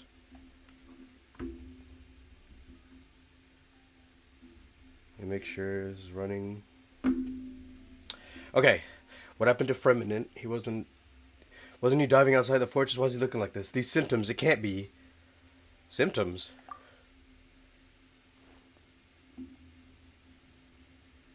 A flushed face, an accelerated pulse. Primordial seawater? Primordial seawater. There's no way, bro. What did you say? Please, make some space. I'll need to give Mr. Fremine a more thorough checkup. Your Grace, I'll leave the rest to you. I'll talk to Clorand while you get Fremine to where he needs to be. Everything else can wait. Primordial... What? How did he get in contact with primordial seawater? Try to understand the situation. What? Winnie's expression looks disgusted. Seems like he'd rather not have Sinjin touch Feminin. Still, he didn't stop her, since it's obvious that Feminin does require urgent medical care. Sinjin is examining Feminin carefully. She doesn't look too upset, which is a good sign. I hope Feminin will be okay. How is he? These symptoms are probably caused by an acute ingestion of a large amount of primordial seawater. Still, his condition is not critical. Of course, it would be best if he stayed for further observation. Let's leave him here for now, and move him to the infirmary once he's recovered a bit more. Sorry. I am aware that the infirmary may not be your favorite place in the world at the moment. We do only have a single clinic in the fortress, however. Why would he ingest a large amount of primordial seawater after leaving the fortress? How could that possibly happen? Please, that's what I'm look after saying. Mr. Fremine for the moment. I'll go fetch some medicine and a respirator. Oh, I'll bring Miss Lynette back with me. Where is she? How is she right now? Oh, she just took a nap in an empty room after I tranquilized her. If my calculations are correct, she should also be waking up right around now. You might not believe me, but His Grace and I actually made some snacks and tea for her. So she's chilling. Then he's finally begun to stop tensing the muscles in his face. It seems that he trusts what Sejun is saying. Okay. Alright, what about these guys? What the hell's Clorin doing down here? What? What's that look on your face? I thought I made good time on the way back. Oh, I'm just admiring your punctuality. Had you arrived just a few minutes later, Sejun may have been forced to shoot Mr. Lenny again. How's the situation out there? The water has changed. It's pretty much as expected. The concentration of primordial seawater... Oh, so the has water increased outside of the significantly. fortress has primordial seawater in I it. was only out there a short time, so it wasn't too bad. But if one were to stay for any significant amount of time... Well, you can see how that boy's doing. Where was he when you found him? The abandoned zone at the end of the pipes. A good distance into the water. The abandoned zone at the end of the pipes. Good, so he had ended up going to where Tartaglia went from? Closer than I thought. He must have recognized. I thought we were supposed to me leave and together. tried desperately to swim What? back. How did he end up there? I'm lost. Locking the door was necessary. I don't think we could have saved two. Well, I did try to convince him that I had my reasons. Never seems to work, though. It would probably work on Neuvillette. He has a knack for picking out who had good intentions, even when the outcomes were all terrible. It's a bad sign if you're having to plead your case to Neuvillette. Want some tea? Not particularly. If you want to drink some that badly, just say so. Fine, I'd like to get some tea. Want me to get you a cup too, since I've already made it? Might as well then, I suppose. Actually, do you have a towel? I would like to dry my hair. Okay. So there's primordial seawater on the outside of the Fortress of Are Meripede. you okay? I'll be fine. They're all here now. Don't worry about me. Are you sure? You don't look all right. My hands and feet are still a bit weak, but that's probably just the residual effects of the tranquilizer shot. I'm back, everyone. Oh, there's Lynette. Lynette's alright. Oh, Traveler, Paimon, you're here too. Fremine? Is he... He'll be fine. But for now, please help me lift him up. Lenny and Lynette immediately come to lift Firminate up. With the help of Firminate manages to gain...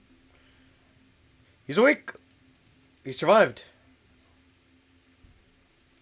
He's good now. So if he had taken in too much, I'm pretty sure he His would have breathing's dissolved. beginning to Like slow the other down. people. So he's good right now. Give me a hand and help me get him to the infirmary. Yeah, I'll take him from this side. Lynette, together? On it. Traveler, you seem pretty worried about him. Want to come with us? Very well. Things have escalated pretty quickly. The Duke and Clarande are gone. They went to get tea, I They guess. probably went to get some tea. The Duke will explain the truth in just a bit. Miss Clarande will need a break, since she only just returned from rescuing Fremine out of the sea. Chlorine saved Fremine from the sea? What happened there? He's gonna give us answers soon.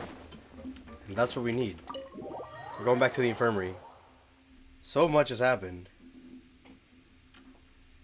So he had good intentions, I guess, but Fremine does not seem to be doing alright. He had put Fremine at risk to do whatever he was trying to do. Which is messed up, but, you know.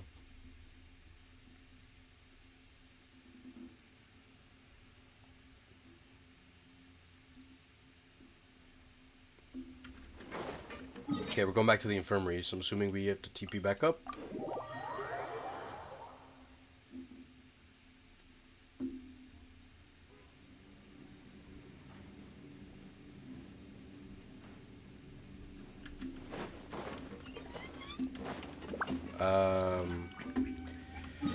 I might have taken the waypoint to the production zone by accident, because I forgot that I had gotten that one. Alright, we're going to the infirmary, which is on the same floor as the dorms. And we still don't know what... I already forgot her name. What the nurse's secret is of the infirmary. Maybe everything will come to light once Riosley finishes his tea or something.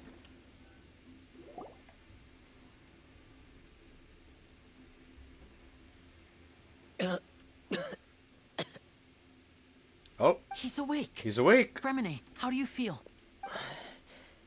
Lynette. We're all here. Where am I?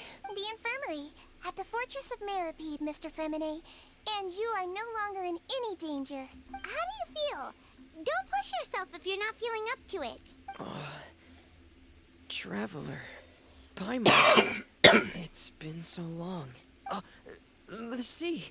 There's something wrong with the seawater. Shh, it's okay. We can talk about it after you've recovered. No, listen to me. This is really serious.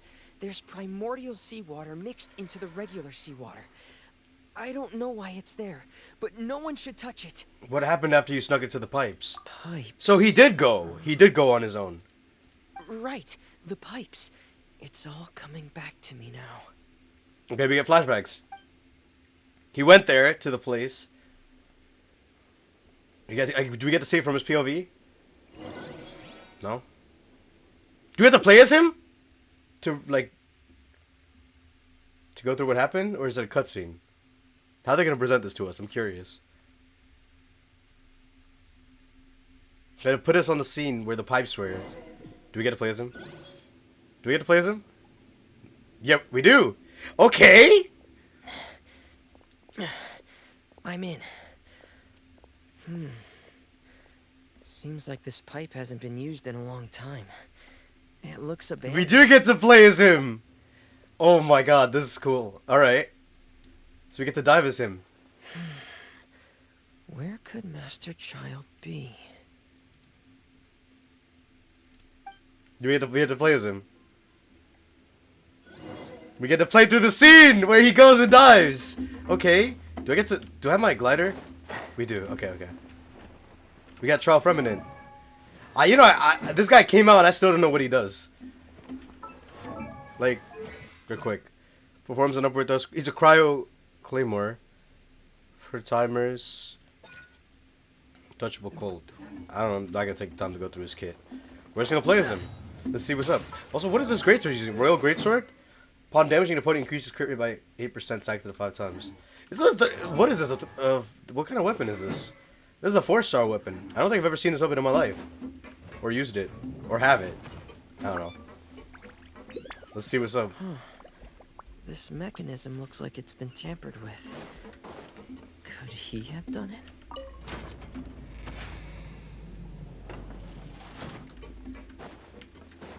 So we're going through the way that Tartaglia left from.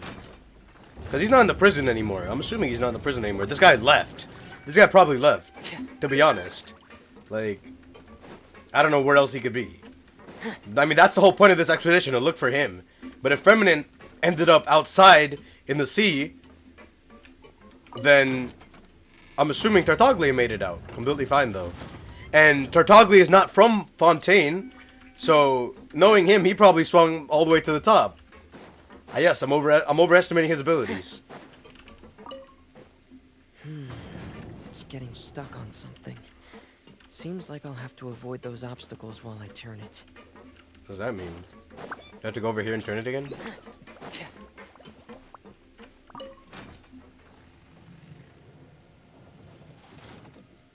Oh, I get it. You bring it down, and then you turn it, and then you bring it back up. Right?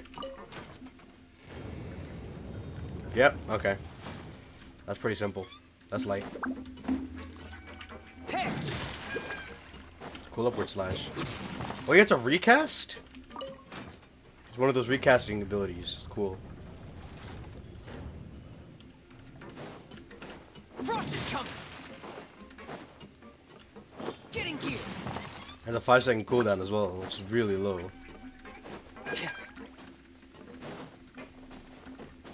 Okay. Door of Resurrection activated.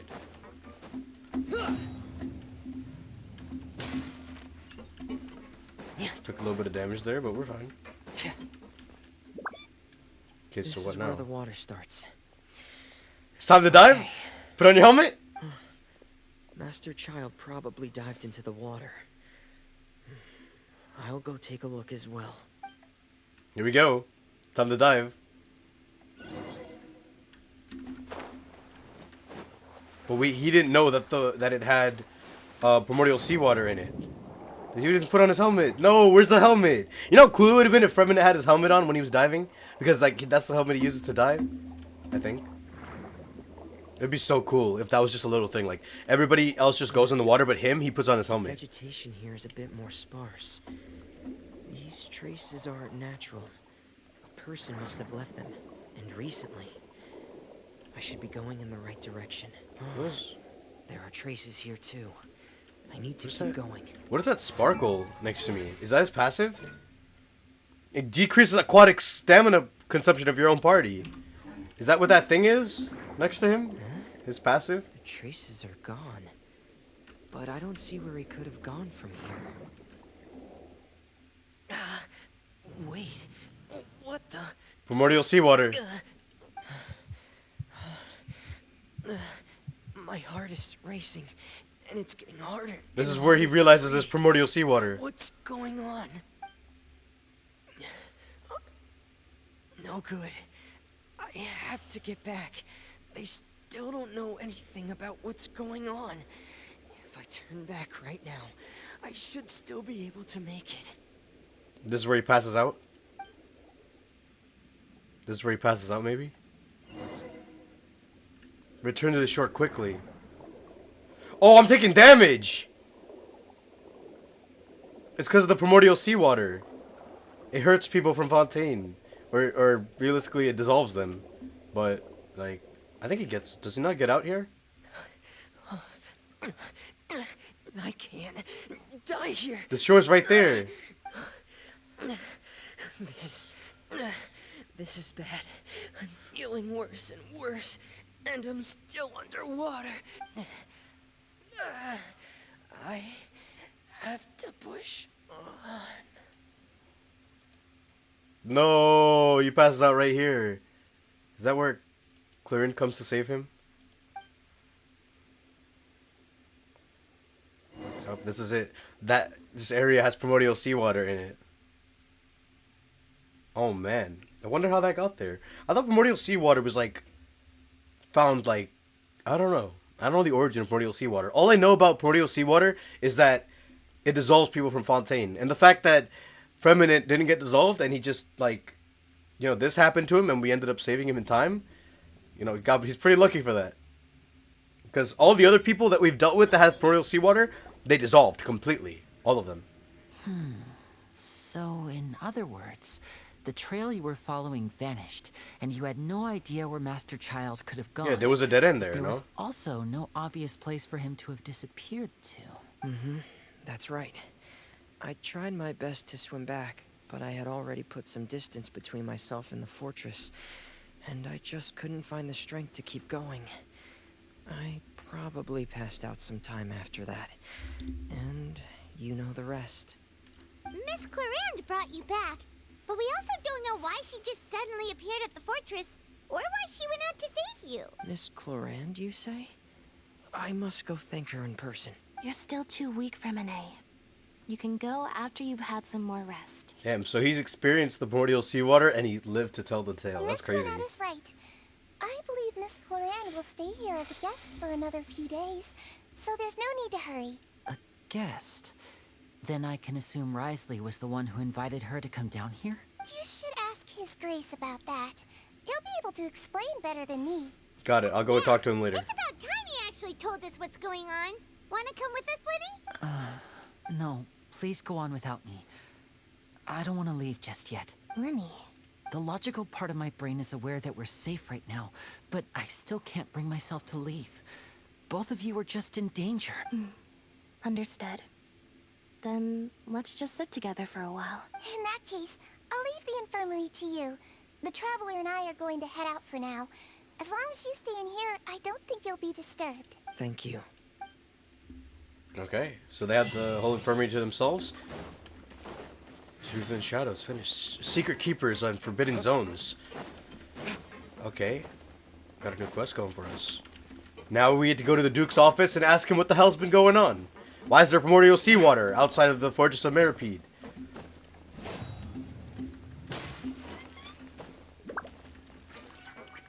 And what is Chlorine doing here? And what's going on? Like, so many unanswered things. Hopefully we find them out right now.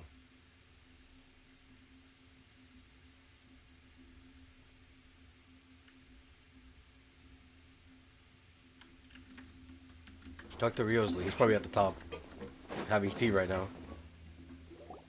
Yep, there they are. Excuse me? I take it Mr. Fremine's condition has stabilized? Of course. I wouldn't have left the infirmary otherwise. I've been expecting those two, but might I inquire as to the purpose of your visit, Miss Siegewien? I wanted to check up on Miss Clarande. How are you feeling? Mostly fine, I think. If you don't mind, I'd like to perform another quick physical exam. It'll just take a few minutes. All right. Thank you for looking out for me. I'll take my leave for now, then. Well, want to explain yourself, Risley? Here we go. Of course, but I'm not partial to the word choice of explain. How about enlighten? Please enlighten us as much as you'd like. Where should I begin? How about you start by asking me any questions you have? You can start with whichever one you'd like to get answered the most. Then Paimon will begin. Did you know about Lenny's goals from the very beginning? No. I just knew they were Fatui operatives sent to the fortress by the Knave. As for their specific goals, I only figured those out as you made progress on your investigation. You managed to monitor and stay ahead of them even though you didn't know what they were trying to do? They came here with ulterior motives. I'm quite adept at discerning what that kind of behavior signals. Why didn't you stop them? Initially, I thought their goal was just to investigate Childe's disappearance. Linny suggested that I had deliberately let him escape, but in truth, I didn't really do anything special to help or hinder him while he was here. Everything he did, from finding helpers to leaving this place, he did on his own. Of course, it's inevitable that the Knave would make a big deal out of her fellow Harbinger's unexplained disappearance. I'm also quite curious about where that Harbinger went. So I figured I might as well let the Just as we are. their own investigative work. Just as we are. Like Where's this dude? answer. Like Tartaglia. Where the hell did he go? So you were hoping Lenny's group would just do your work for you. You make it sound like that's a bad thing. Unfortunately, things didn't go as planned. I assume that Fremine has told you already, the ratio of primordial seawater around the Fortress of Meripede is on the rise. The Forbidden Zone has always been Linny's target, and you got roped into that investigation after running into him. I began to intervene out of concern for your safety, and also to prevent the fortress from becoming entangled in more irksome matters. Are the rumors true? That you're also a former criminal? Now, why would you put it like that? Isn't staying here all day and serving as the manager of the fortress a kind of sentence unto itself? Another form of prison?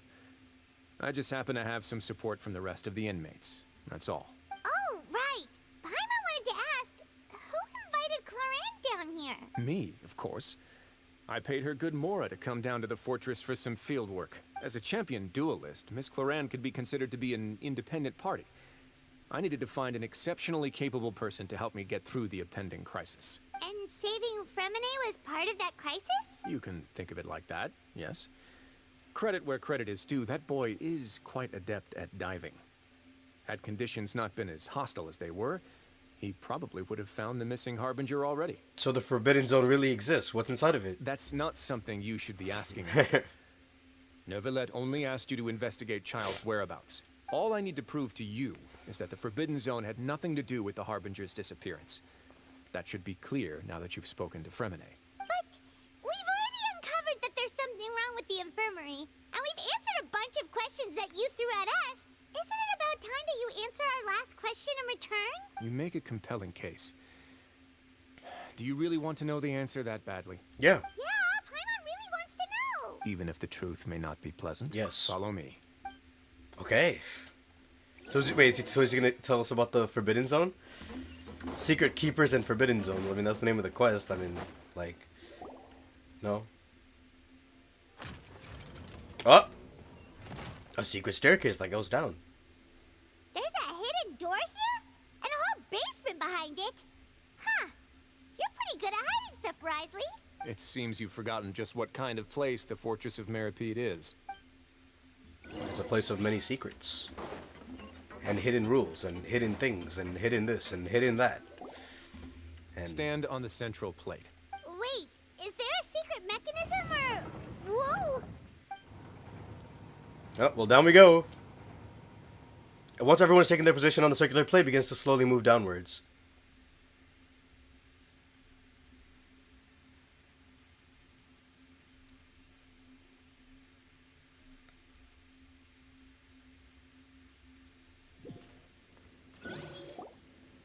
So, this is the Forbidden Zone?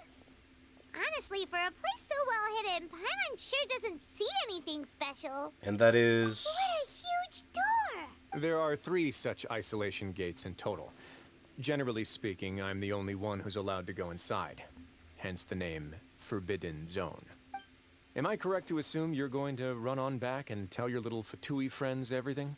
Well, Paimon wasn't thinking of keeping anything from them. Well, I'd advise you wait until you've seen the whole truth of this place for yourself before deciding whether or not to tell Is that going to be a choice that we have to, like, tell them or not? Because they came here to investigate the hidden zones, while we came to get Tartaglia back. Why am I one-shot? What happened to me? Alright, I guess we're just going to go explore the hidden zone. Huh. So there's a switch on the side. Stand back.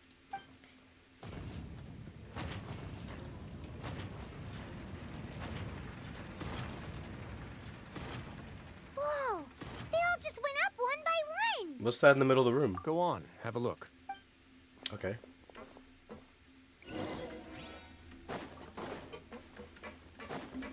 Was it gonna be like primordial, like seawater or something? That's what I feel like it would be. This room's really empty with nothing in here, which is quite strange on its own. There's also a device smack dab in the middle of the room, which looks like some kind of massive sluice gate. I've been interested in what lies beyond that gate ever since I assumed leadership of the Fortress of Meripede. Of course, it would be unwise to recklessly open it, but it'd also be risky and negligent to simply ignore any potential danger that could be behind it. The readings on that dashboard have not budged since the day when I first laid eyes on this place. But over the past year, the needle has crept upwards from its original position, likely because some parameter it's been tracking has changed, if only infinitesimally. Is that supposed to detect the amount of primordial seawater in the... Normally I would have ignored it. Water? But I happened to have some free time when I noticed it, so I investigated. Any guesses what the reading could be tracking? The water pressure or the temperature? It's none of these. I'm gonna take a guess before it's revealed and say that it's tracking the amount of primordial seawater in like the ocean. Very reasonable guesses. I've considered both of those as well. Unfortunately, our dashboard is tracking something. It's primordial less seawater. ordinary. The temperature should vary with weather and climate changes, so for something that rarely shifts, the water pressure is more likely. We ran a few tests to increase the pressure from the outside, but the readings didn't change at all. Later on, a few more possibilities occurred to me, such as a potential connection with the primordial sea. I began to make a few preparations based on that hypothesis. Over the past few days, the needle has moved again. With that, and the symptoms that Fremine displayed after leaving the fortress, I can now confidently conclude that the readings represent the concentration of primordial seawater in the seawater nearby. It's like I'm the one who wrote the story, basically. Like, The concentration I'm sorry, guys. of Sorry for spoiling it. primordial seawater? But we're already under the sea! And that is precisely the problem. We're at the bottom of the sea, and now we're surrounded by toxic seawater. Somehow, primordial seawater got mixed in, and the concentration is steadily rising. But this probably is connected with the prophecy of, like, the entire prophecy that we talked with Linny earlier about, like, from the very beginning of Fontaine, about the water level rising and consuming everybody in Fontaine. Because the water, normally, people could go in there and they're fine.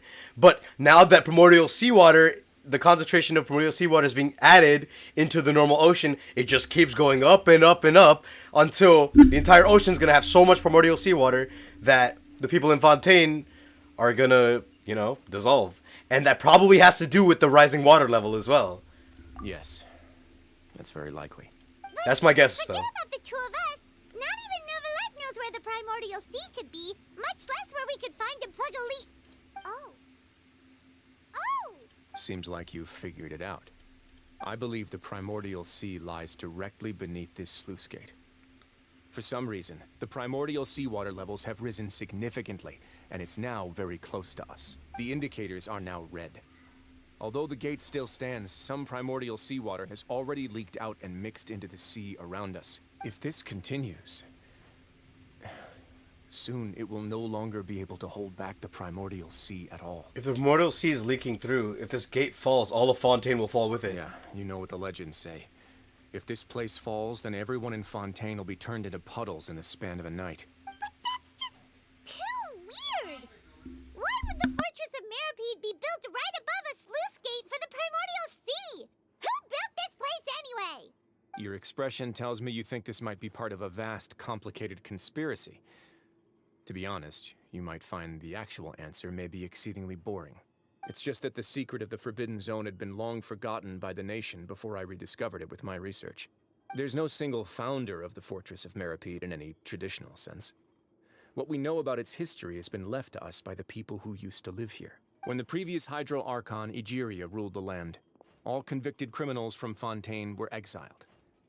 The people drove the criminals away like a wolf pack chasing away the banished. The criminals received no sympathy of any kind from the people. They were exiled to the desolate seaside, where they experienced only pain, struggle, and the bone-chilling cold. Some of them began to repent, and prayed to the Hydro Archon, asking if there was still anything they could do. The Hydro Archon took pity on them, and said, "You may go guard my secret, deep underneath the waves." And so, leaning on the power of the Hydro Archon, they gathered underneath the sea and began to build a fortress.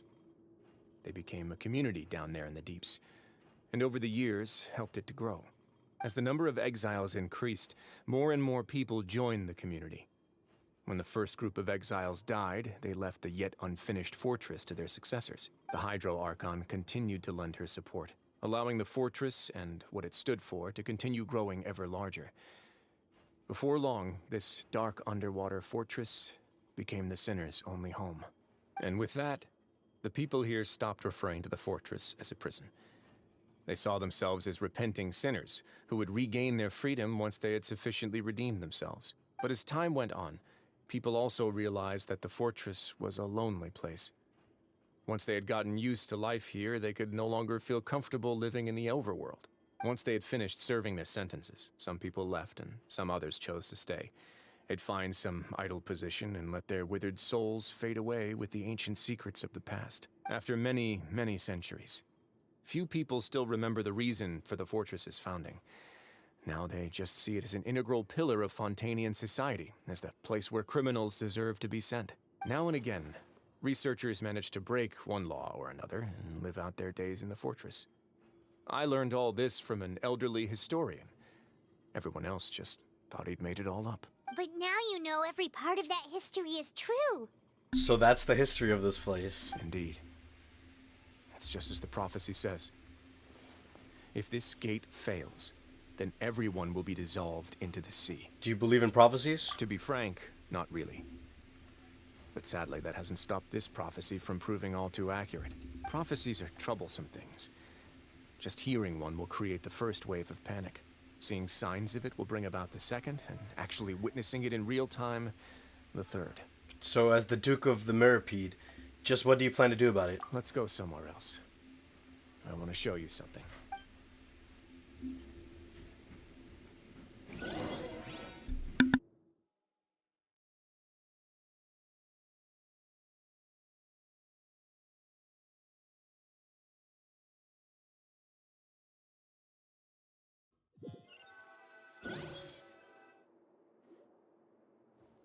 This is it. Your Grace, perfect timing. The results from our last round of experiments have...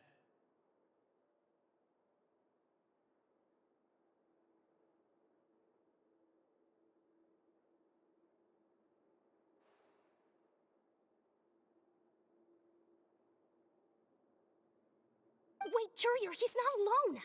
Huh? Lorvine and Jurier? No need to panic, you two. I've already told them about our plan. What? After you warned us not to tell a single soul about any of this? I'm skeptical as well. Are you sure they are trustworthy? The results speak for themselves, don't they? These two may already know more than you could ever imagine. All right then, if Your Grace insists. They seem harmless enough, so I'll trust them for now. Well, how about some reintroductions? This is Jurier, one of the highest-ranked researchers from the Fontaine Research Institute. He used to work under Edwin. I trust that you've heard of Edwin? Hey guys, give me 1 second.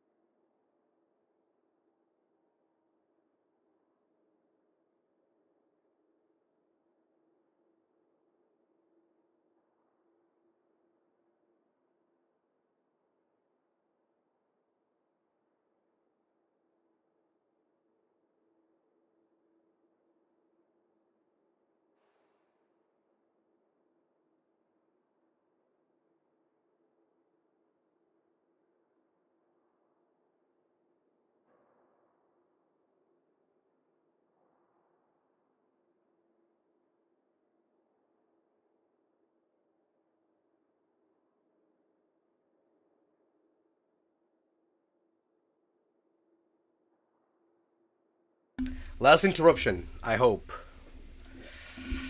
I'm a little annoyed.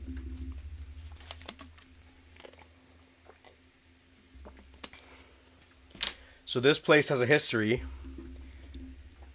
because the prisoners who were repenting to the Hydro Archon had decided to guard the secret of the primordial seawater that would wash away Fontaine in one go. So now, I don't know who. He's the one who blew the whole institute sky high. Everyone knew he was a bit crooked in the head, but you're not a local, so I guess it's possible for you not to have heard of him. Edwin's main areas of research were archaeum and gravimeters. As his assistant, Jurier is quite familiar with them as well. I hired him to be my technical consultant. You want to blow up the fortress of Mirrorpede? Ah, what a lovely idea. I'm already imagining it in my head. Gotta admit, I'm tempted as well. But then wouldn't the seawater just, like, go... Where is the seawater even being kept? The primordial seawater? Guys, focus! Focus! There's a gate or something that holds it? That taskmaster over there is Miss Lorvine, and is also one of my technical consultants. While Jurier used to be Edwin's assistant, she used to be Jurier's assistant. Ooh, are they together? Was that really necessary? See, everyone keeps asking this question. Are you too sure you're not a couple and just using your work as a convenient cover? Your Grace, I am not in a relationship with this They man. hate each other. If I dated her, I'd officially be madder than Edwin. Please, forget I said anything then. Follow me. Whoa, there's another door that goes right up. Now they're talking about blowing up the place, bro. Makes it seem like the fortress can do anything. Paimon gets amazed at everything. I mean, that's just her character. Paimon really thinks everything's super cool. Is this just a normal room? Well, let's spice it up a bit. And here you go. This is... What a huge ship. That looks like one of the Spina Rizzula ships that we were at from the last... Not the last quest, but in one of the earlier Archon quests for This this is area. also a production zone that Paimon's never seen before. What's going on? How much do you know about Fontainian history? Not much at all. Well, then maybe you haven't heard the story of ancient Lemuria. To give you a quick rundown, Fontaine used to be ruled by the Lemurian dynasty. According to legend, the Lemurian king Remus came to this land after being inspired by divine revelation and found the seer Sibila, who had taken on the form of a golden bee. Taking the golden bee with him and riding on a huge ship, the Fortuna, he created his nation above the surging waves. He called his nation Lemuria and used the Fortuna to incessantly search for new tribes and islands, calling on them to join his empire. There's a ship in this story too? Where there's water, there'll be ships. People believe that hope can always be found at the end of a voyage. Do you believe that too? To a point, I think.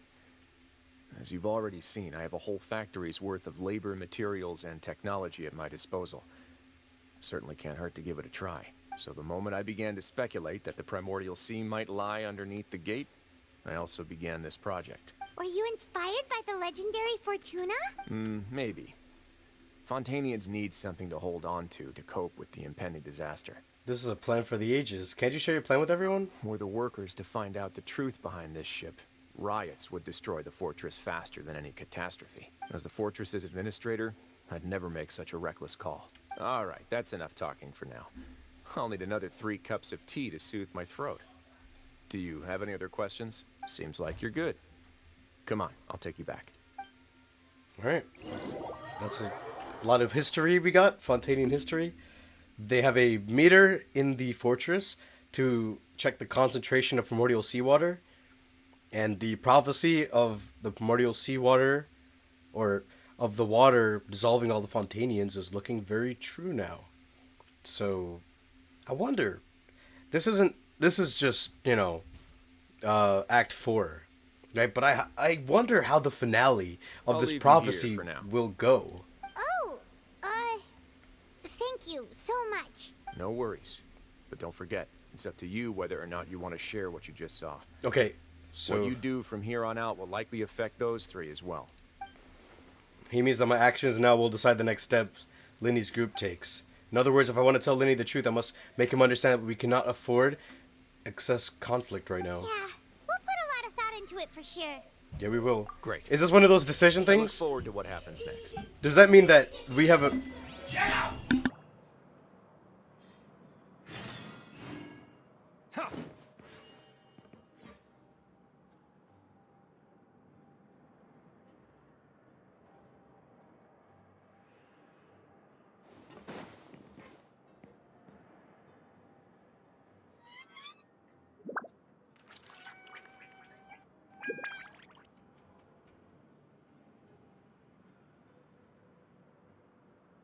Okay, so does that mean that...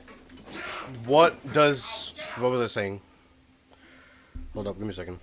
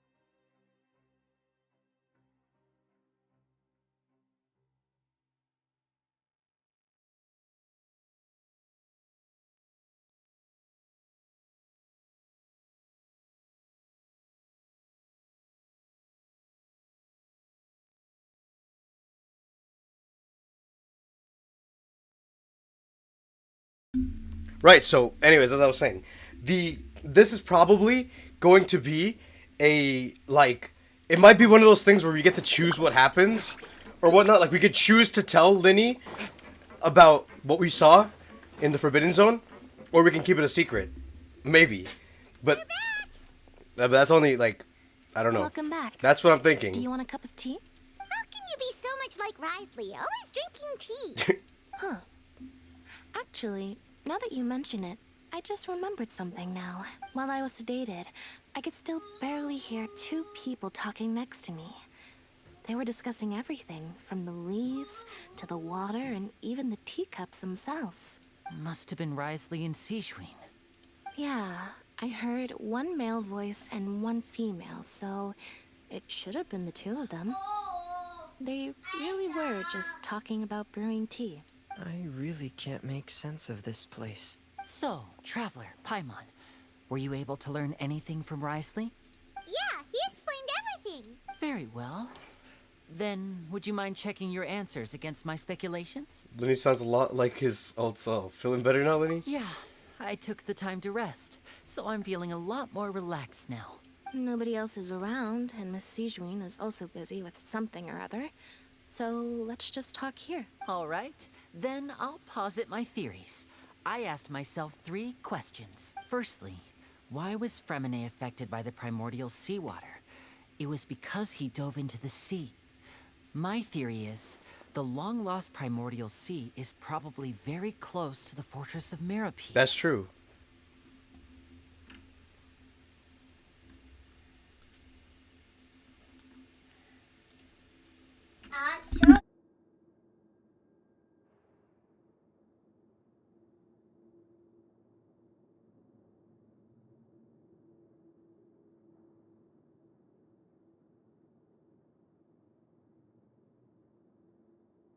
Definitely not streaming on a Saturday ever again. Alright, Linny might be right, though, about the primordial seawater being close, because there's a gate nearby that, what's his name, Riosley said, that, you know, might be holding back the primordial seawater, and if that gate were to break free, then all of Fontaine would be in danger. Ooh, he's good. He got that right on the first try. And we didn't even tell him anything. That's our Linny. Secondly, Risley's attitude changed dramatically during the course of our stay here. He ignored us completely at first, then suddenly roadblocked us. Why? I spent quite a long time thinking about this. If he has been monitoring the Fatui since the very beginning, he probably ignored us at first because he was hoping we could find Master Childe for him. What's more, the Fortress of Meropide is not part of Fontaine's court system, nor does it report to Udex Nervulet. Risley is basically the king of a no-man's land. As long as the fortress doesn't do anything about Master Childe's disappearance, Father can use it to pressure the Fontaine authorities. And while the two factions are pitted against each other, Risley will be free to move between the parties of interest. If I had to guess, he probably has something that he's working on himself.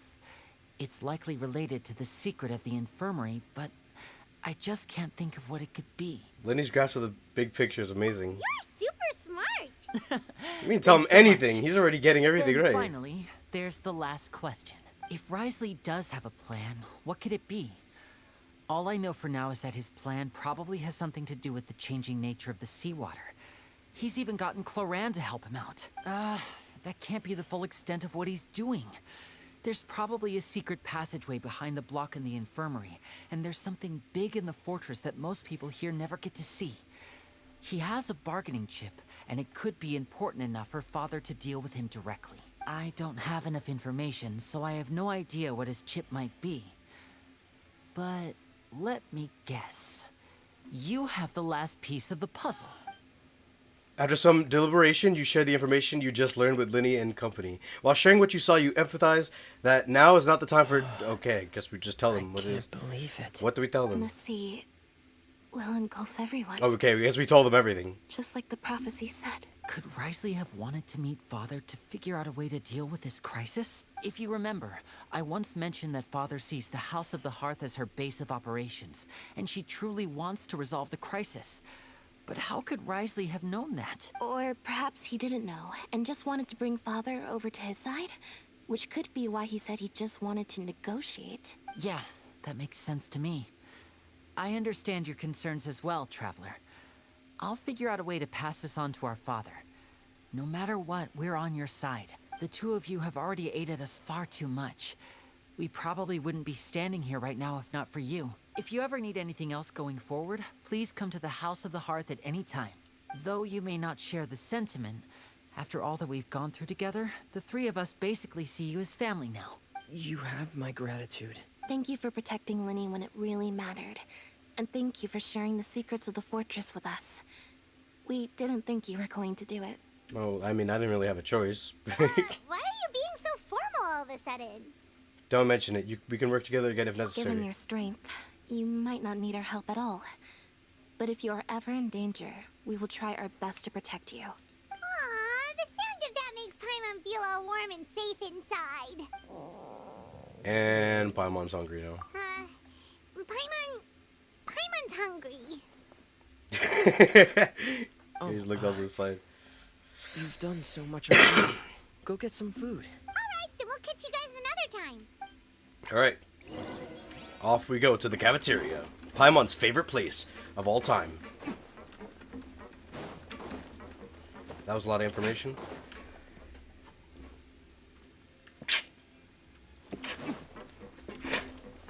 I may have gotten a little sick over the past week, but I'm still alive. It's time for dinner. Western meals now being served in the coupon cafeteria.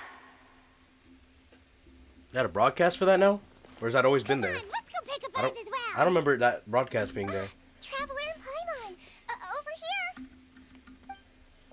Are you here for dinner too, Miss Sijween? And I'm taking the opportunity to prepare Miss Cloran's dinner as well. Huh. You're right. She's actually sitting in the fortress cafeteria. What would you like to eat? Oh, we get to choose? Yep, you can. I've already talked to our chef, Mr. Wolsey. It's all on me today, so you can get whatever you'd like. Then I'll have the tastiest stuff you have to offer. Then I'll get the biggest portion you have to offer. Tastiest. Tasty is always better than biggest. Me too. Don't forget Paimon. No problem. Just leave it to me.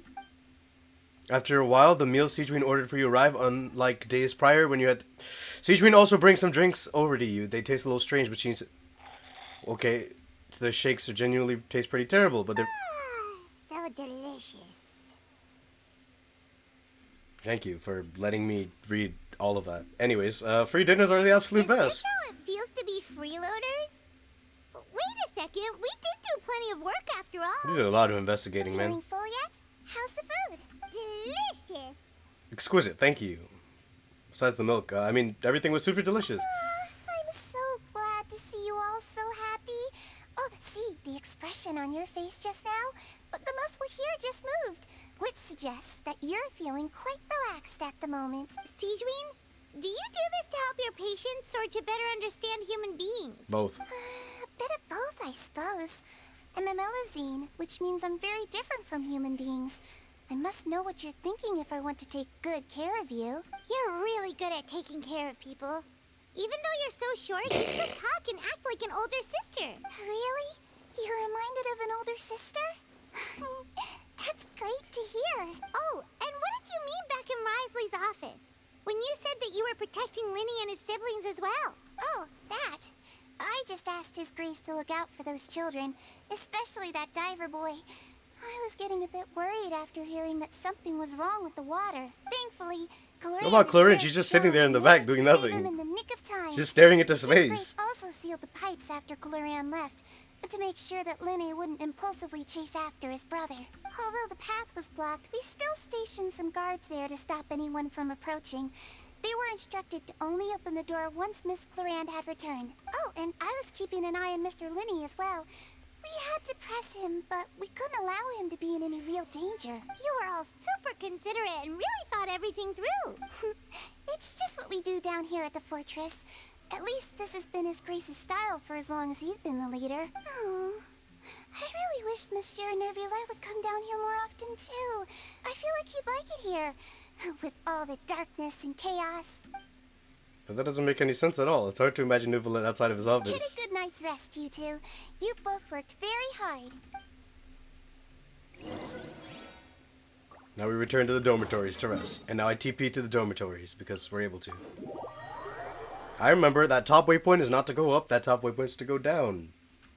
I remember that. I'm messing that up again.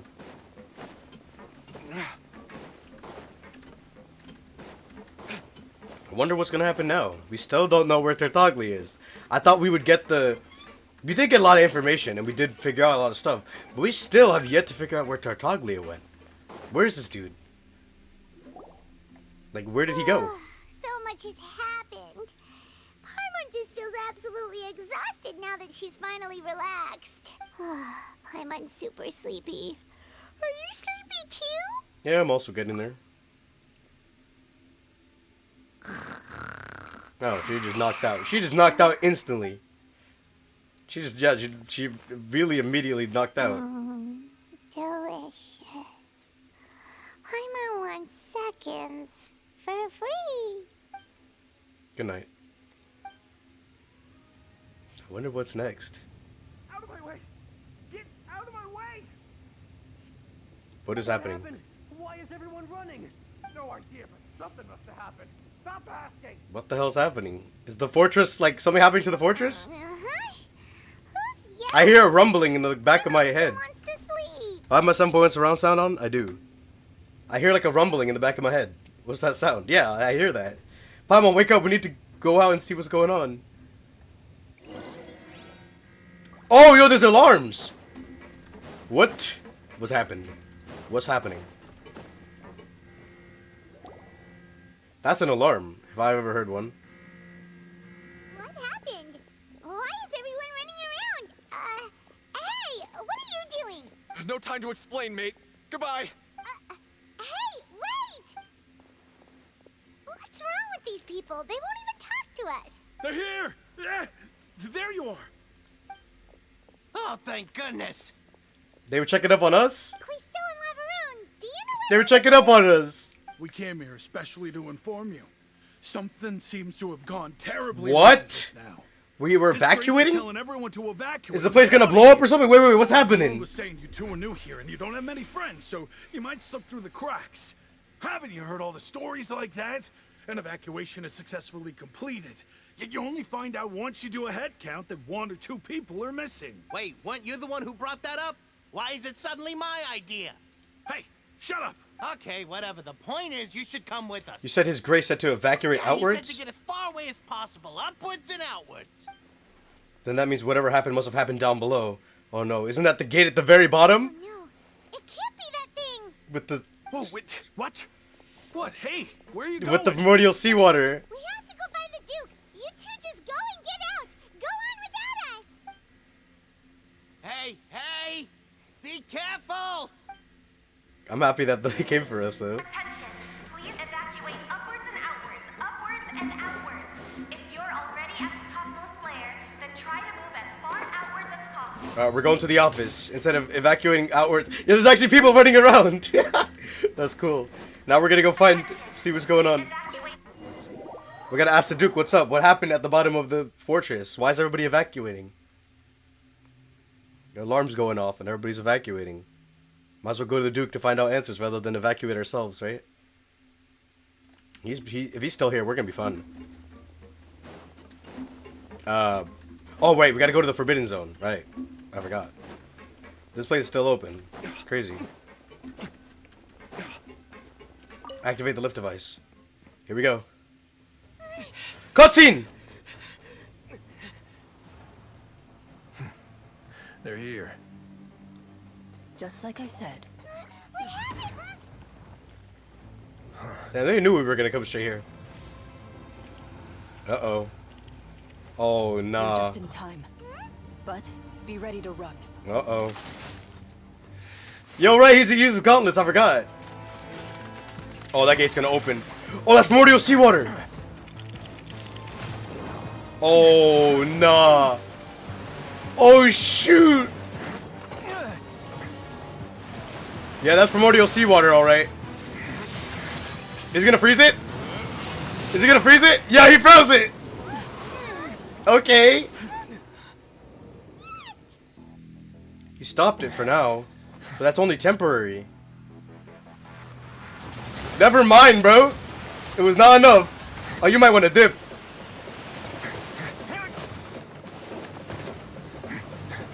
Hey, yo! The Boreal seawater, if it touches the Fontainians, they're like... You gonna close the gate? Bro, I can't. Yo, if Chlorine has a gun in her kit, I'm pulling for Chlorine. I'm pulling for Chlorine. Ooh! Yo, this dude barely made it. He's freezing the entire gate. This won't hold it for long. Find Neuvillette. Tell him the defenses are about to collapse. Then what will happen to you? Until he arrives, we're the last line of defense. Alright, we gotta go tell Neuvillette that the primordial... The gate. How long do you think it'll hold? That depends on us. That depends on us. They look so cool right now, not gonna lie. They look mad cool right now. Okay, that cutscene was kinda sick. So the gate broke, the primordial seawater is now flooding the fortress, and they've stopped it for now. We need to tell Neuvillette. I don't know what the procedures are to contain this, but they're relying on us right now to tell Neuvillette. They're the last line of defense. Oh man, do we actually get out of the fortress? We go outside for once? It's been a while since we've been outside the fortress. Are we outside? Oh my god, we're outside. It's been so long. Traveler, I need you to head to the Opera House immediately. Farina will soon be meeting with the knave there. You must protect Farina. Make sure she doesn't spend too much time alone with Oh, nah, so Neuvillette's gonna go down there to try and help that. We have to go with Farina, bitch. She's gonna be with the knave. Oh no, this is the scene that I've been waiting for.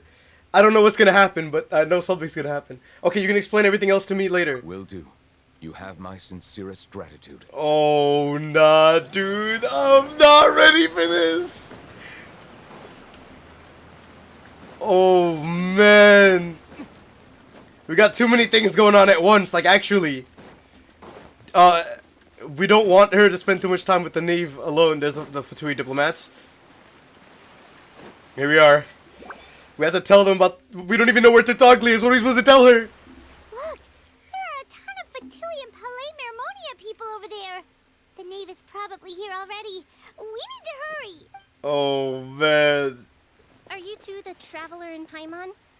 Monsieur Neuvillette has left instructions. Please follow me.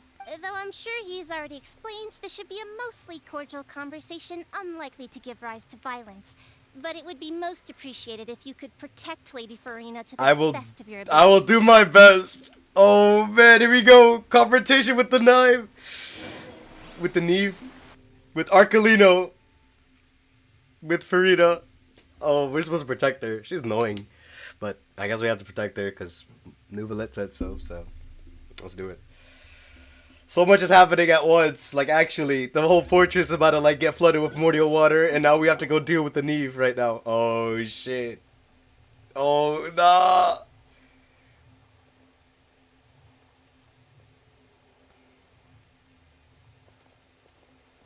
Oh, so you two are the honored guests Miss Farina mentioned. Of course, of course. How could they not attend a meeting such as this? I must always have 2 or more guests at my dessert table. Otherwise, the occasion would be too lonely and unbecoming of my station. It is my pleasure to make your acquaintance, traveler. I have heard much of your accomplishments. I am the knave, one of the 11 Fatui harbingers. So this is the knave, the head of the House of the Hearth, and the Linny siblings' father. Certainly does not seem easy to deal with. Greetings, pleasure to meet you. I've already prepared seats for you. Come, sit beside me. Perhaps you two are unaware of how Miss Farina and I do things. You see, we actually recently agreed to get together for tea when we had the time. See this? This is a limited type of confectionery that Miss Farina simply adores. There are only 16 slices sold every day. That's crazy, by the way. 16 Why slices? Don't you and Paimon have a taste? Seems friendly enough. But that can't be all there is to her. The knave is a force to be reckoned with. I should be very cautious around her. Traveler, what do you think of this cake? It's pretty good. It's quite tasty. I think Paimon agrees too. That's good to hear. So what Childe said was on the mark after all. You do share a taste in desserts. Oh, with so Flirt Tartaglia and I. told her a little bit about us. Wait, Childe should have no reason to have said something like that. I wonder how he's doing nowadays. You must have heard, right? He's suddenly gone missing. I'm really worried about his safety, you know.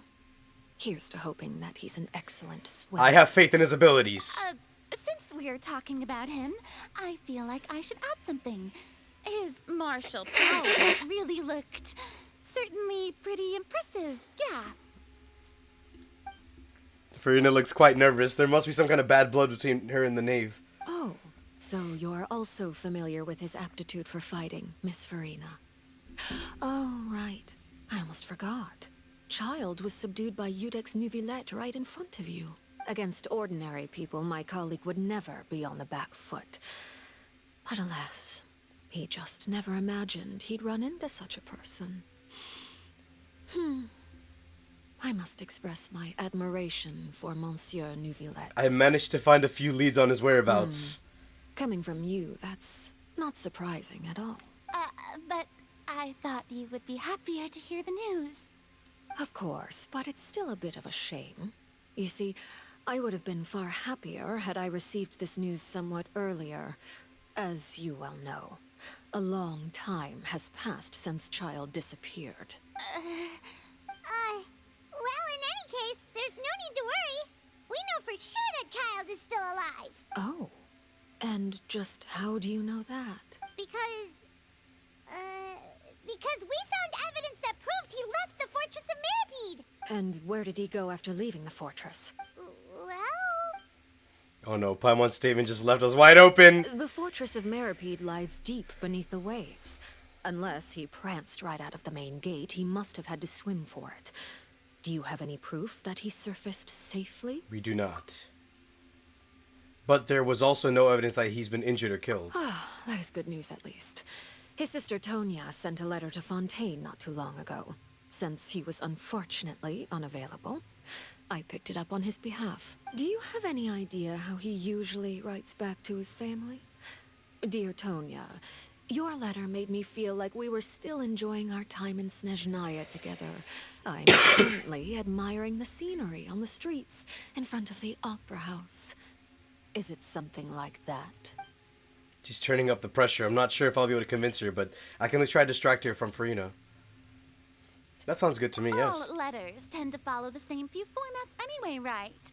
As long as the contents are accurate, it doesn't matter so much how it's written or how it's worded. Hold on. The water in the teacup is shaking. Yo, whoa, what's happening, bro? I suppose this is also a sign of things to come. Huh? I don't quite understand what you're trying to say. Have we entered into the next stage of the prophecy? Oh, nah, cutscene, bro. Neuvillette's down there now? Oh, shoot, this is what's happened that happened down there while we were talking. Both. I will take it from here.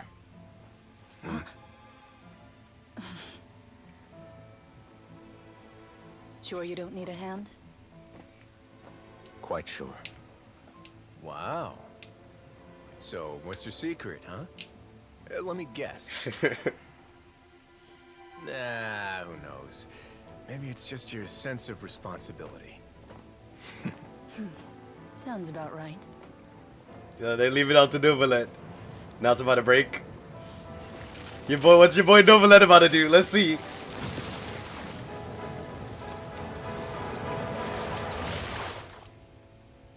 Nah, it just cuts off like that. Wait.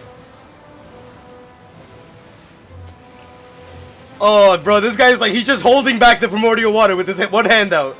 Like.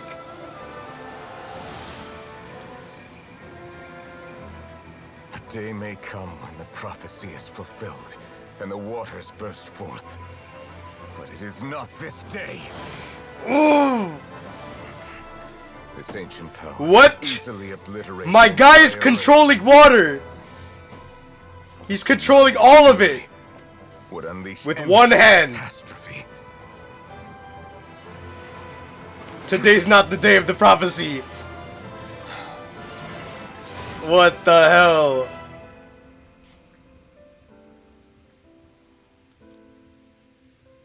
This sentence is too severe. Forgive me for overruling it.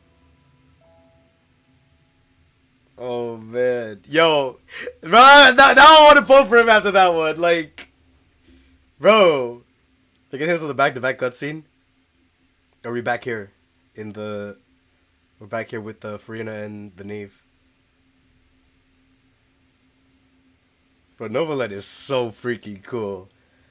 He's so strong lore-wise as well. He's also just so cool. Like these guys, he's like, both of you, I don't need your help. You guys stand back. I got this. As he holds out one hand, push all the water back into the gate. Inside has been suppressed. One hand. Imagine if he used two. What would have happened? Like, let me guess. We're safe for now. Indeed. But only for now. I win this bet. You owe me a present. Very well. It was indeed just as you said. You made a bet?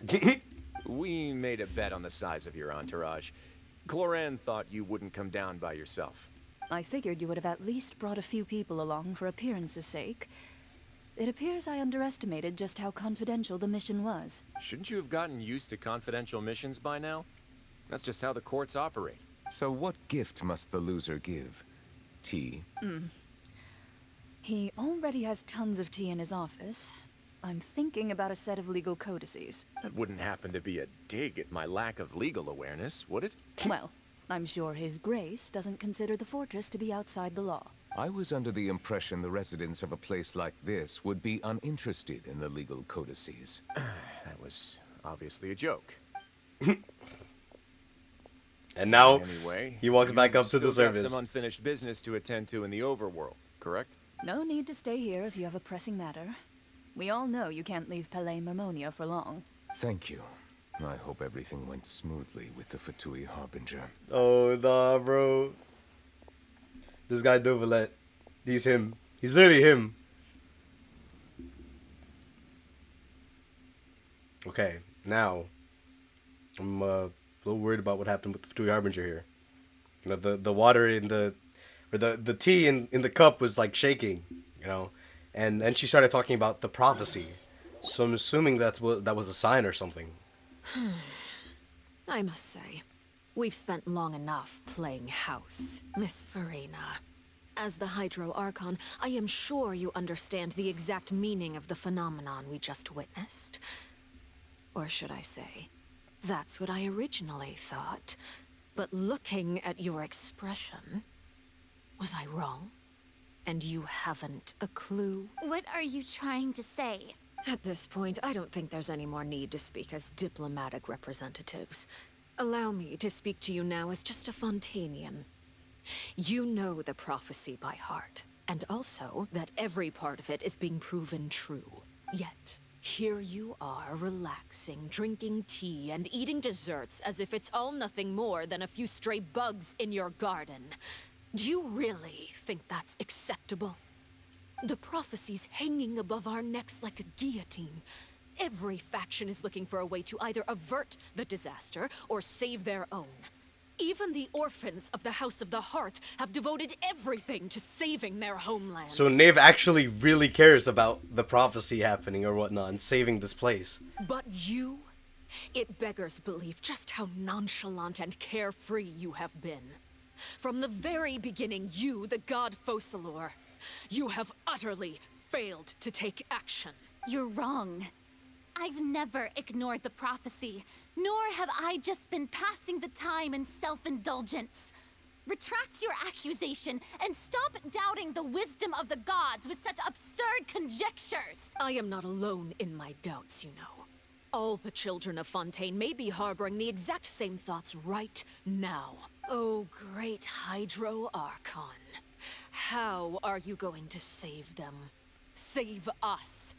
How are the people you've sworn to protect supposed to survive in a land that will soon disappear beneath the waves? I have my ways, and I've been working on them for all this time.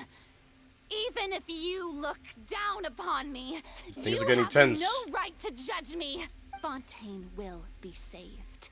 Even if I still cannot see the true future right now, as long as I continue on as I am, I will be able to hold my head up high. Farina's not acting like her usual selves. She's actually seriously refuting the knave's accusations. She means what she says. She's not putting on a front. Then I ask you, Miss Farina, just what have you been working on? Where can we see it, and what is it doing to help? So was that all a lie? Or can she really not tell us? She was so full of conviction and confidence just now, but now she's deflated like a popped balloon. My machinations are just like the prophecy itself. They will only reveal themselves at the fated time. It is just that beings like yourselves are unable to perceive them as of yet. I see. As a god, the proof of your labor always lies beyond prying mortal eyes. Allow me to be so bold as to ask another way. Would it be possible for you to tell us the parts of your plan that are not confidential? Such as your emergency response plan for the impending disaster? An emergency response plan? No, that's the wrong answer. That look in your eyes. Have you not even prepared one of those? The emergency response plan is also strictly confidential. Then allow me to jog your memory. Miss Farina, what is the purpose of your Oratrice Mécanique d'Analyse Cardinal? And what do you plan to do with the massive amounts of indemnitium that has accumulated over the years? Indemnitium? What's indemnitium again? Oh yeah, that's the thingy that... It's the energy that's collected from people. But that, like, runs the Oratrice thing. I'm pretty sure that was, like, in the first Archon quest for this area. The Oratrice? It's just like it appears to be. So you also have no idea. If I'm not mistaken, someone's using it to prepare for something. But unfortunately, it would seem that someone is not you, Miss Farina. I first caught wind of this when Linny tried to investigate the Oratrice in the Opera House. You see, even just getting close to the core contaminated him with an extremely large amount of indemnitium. But even if that had nothing to do with you, then what could you possibly be working on, oh great Hydro Archon? Oh, right. I almost forgot. Udex Neuvillette is not at the tea party with us today. Miss Farina, I suppose you must have ordered him away to take care of some troublesome business. Yes, that's exactly right. Please keep it a secret for me. Of course I will. Although, I must say, Miss Farina, you seem quite insecure without the Udex by your side. That's what I was saying before. Like, it feels like Neuvillette does all the work. Oh, very well. Let's stop that conversation here. There are still a few slices of cake left, so please, help yourselves, everyone. That could have went worse. These aren't topics I could speak about. I don't even know what Neuvillette's task was. If I had to guess, he probably went down to deal with the Surging Primordial Sea. But can he really deal with it all by himself? I mean, he just did. Like, I just saw the cutscene of, him just putting his hand out, just, yo, Primordial Sea water, just go back in. And that's what happened. And is Farina being truthful or not? Traveler, I heard that you were recently commissioned to handle a few matters on behalf of the Udex. Why don't you take an extra slice of cake? Those who work hard deserve gratitude and praise. You too, Paimon. Thank you. Paimon will take you up on that offer. The knave proceeds to change the topic and brings up a number of less significant matters while the atmosphere gradually gets more relaxed. Something. Oh, Paimon's super full. That cake was great. Surely the cake wasn't poisoned or anything, right? If it's on my tea table, it must be of the highest quality. Yes, and we must thank the knave for bringing these over as well. You're welcome. I'm sure the cake also felt greatly honored to be featured at Miss Farina's table. And I was merely catering to Miss Farina's tastes, seeking a chance to chat over tea. It is getting late. Why don't we call it a day? There are still a few matters that I need to take care of, so I must take my leave now. Very well. We'll end it here. Mind seeing me off, traveler? We could use the opportunity to discuss Childe before I must be on my way. Of course. Yeah. Uh-huh. Things didn't go as bad as I thought it would, to be honest. Like, they had like a heated debate, but nothing went bad. No, bad. Follow the knave to the exit. What the... where did the knave go? She already... How am I supposed to follow her to the exit if she already left? I'm one shot, by the way. Don't kill me. Wait, I got chicken mushroom skewers. I forgot. Damn, I gotta like walk all the way to the exit. I'd follow her to the exit and she's not even here. That's crazy. And then Novelet comes back because he already dealt with everything over there. Well, at least Farina's safe. All Novelet wanted us to do was to keep Farina safe. That was the only instruction he gave us. So, I think we succeeded. So far. Now this, I don't know. I'm glad that you were willing to come with me. Of course, Childe was just an excuse. I have no interest in your dealings with him. Okay, you know... That's what Paimon thought. What do you want to say? You lent your aid to the children of the House of the Hearth. As their father, I would like to express my gratitude. There's no need. I didn't think that's what you wanted to talk about. Do I look like an irresponsible father to you? The House of the Hearth is very important to me. You should know that I care deeply about my children. Was there nothing else you wanted to say? That was all. Formal topics should be discussed in formal settings, and informal topics in informal settings. I know you just returned from the fortress of Meripede. Relax. I have no intention of trying to get anything out of you. Linny, Lynette, and Fremine are still there, and I trust their judgment and abilities. So she genuinely cares about the three of them. So it's like... I don't know, it's just she's so mysterious. I don't know if she's good or if she's bad or if she's somewhere in between. They've all been working very That's hard. why I'm just extra on guard right now. Can to fight back against anyone who tried to stop them, especially Linny. You mean Wriothesley. He's a tricky one to deal with. It's unfortunate that Linny's so eager to prove himself that he can't learn to rely on others, including me. By the way, and you can just consider this a bit of idle gossip, but what's your impression of Farina? Do I get to actually say outside them? of our disputes, and the freest person in all of Fontaine, able to move around most easily. Allow me to share my perspective with you. That she doesn't act like the god of this place? And that's everything that happened during the trial. Master Childe was declared guilty and immediately transported to the fortress of Meripede. Didn't he say he was coming here on vacation? Does he not feel an ounce of shame for all the trouble he has caused? Forget it. He did give us an opportunity. I will be meeting someone shortly. Do you require help with any preparations? No need. I will take care of it myself. I need to meet with Farina, the Hydro Archon. She is at the heart of Fontaine. But what's fascinating about her is that she often seems more like a celebrity than a working Archon. Oh? Come over here, you little critter, you!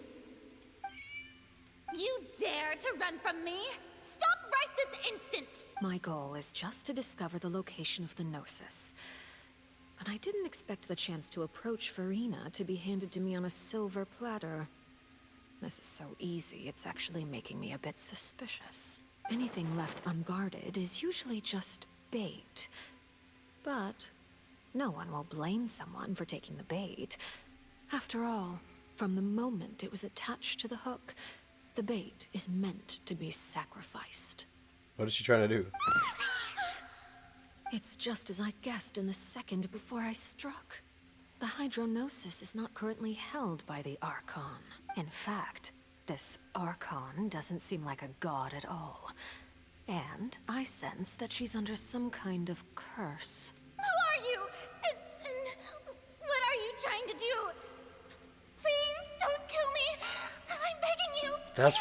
That's where that voice line came from. The "please don't kill me," because I thought that voice line will pop up in the meeting that we had just now. Like she was gonna try to do something, like kill her or something. But it's just like a cutscene if she was trying to test her. She's not actually killing her or anything. The fear in her pupils is genuine. So perhaps she's not bait after all. Either way, Targeting her has lost all meaning.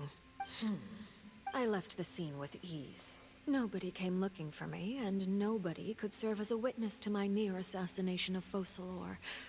I suspect even Farina dares not mention this incident to anyone. Not long after, my That's why confirmed what I had guessed.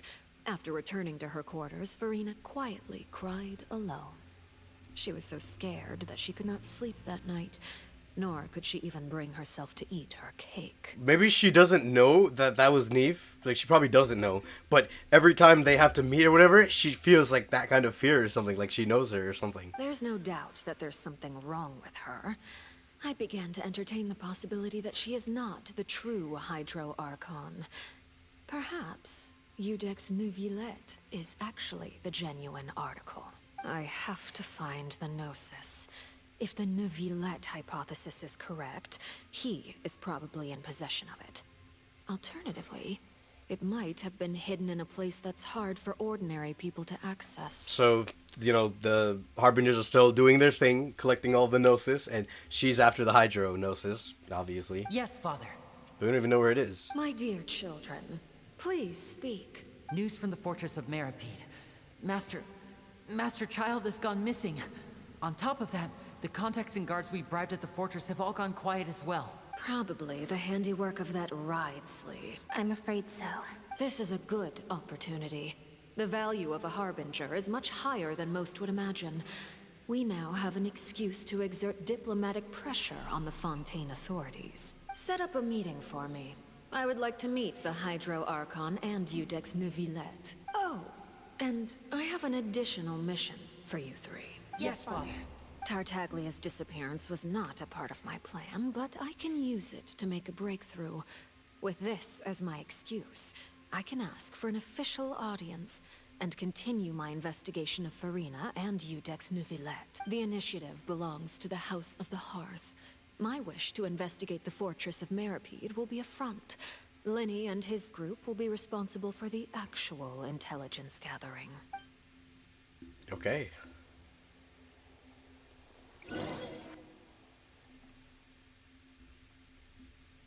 So she doesn't think that Farina is the actual Hydro Archon. And she thinks maybe it's Neuvillette. I mean, dude, Neuvillette's so strong. I wouldn't be surprised if he was the actual Archon, to be honest. But I know Neuvillette's not the Archon. He's most definitely... He's really strong, but I don't think he's the Archon. I think Farina's the Archon, but she has a curse on her or something. I don't know. Linny's group is quite close to you, so they wouldn't have hidden anything from you. You attacked the Hydro Archon? It wouldn't mean anything, even if you shouted it from the rooftops. After all, even Farina herself is still pretending that nothing of that sort ever happened. Alright then. No, she didn't actually harm her or anything. It was just like a attempted assassination. I've now had 2 chances to enjoy tea with Farina. I have to say, the leadership of Fontaine is even more inscrutable than I had imagined. I once surmised that Iudex Neuvillette must be. That's what I'm saying. Like, he's not. That doesn't seem right to me either. How'd you come to that conclusion? I am a servant of Her Majesty the Tsaritsa.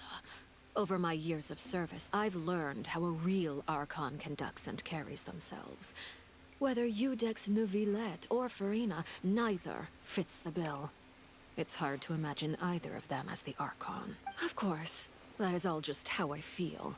Gut feelings often do not require justification. It is, however, quite amusing to me that after all my years working in intelligence gathering, I've come to realize I am at a complete loss regarding the identity of the god of the land of my birth. Don't you think Fontaine is quite intriguing? A catastrophe looms, yet many secrets have yet to rise to the surface. It looks like Fontainians will have no choice but to save themselves. Ultimately, though, one must survive in order to do anything else. Should the need arise, I would be happy to cooperate with you. You don't need to commit to anything right now, of course. I have a feeling that the situation will continue to evolve, and as your name is often connected with noble deeds, I'm sure we will work together It's Neuvillette! someday. Neuvillette? He certainly returned quickly. You must want to catch up with each other. so I'll leave you to him.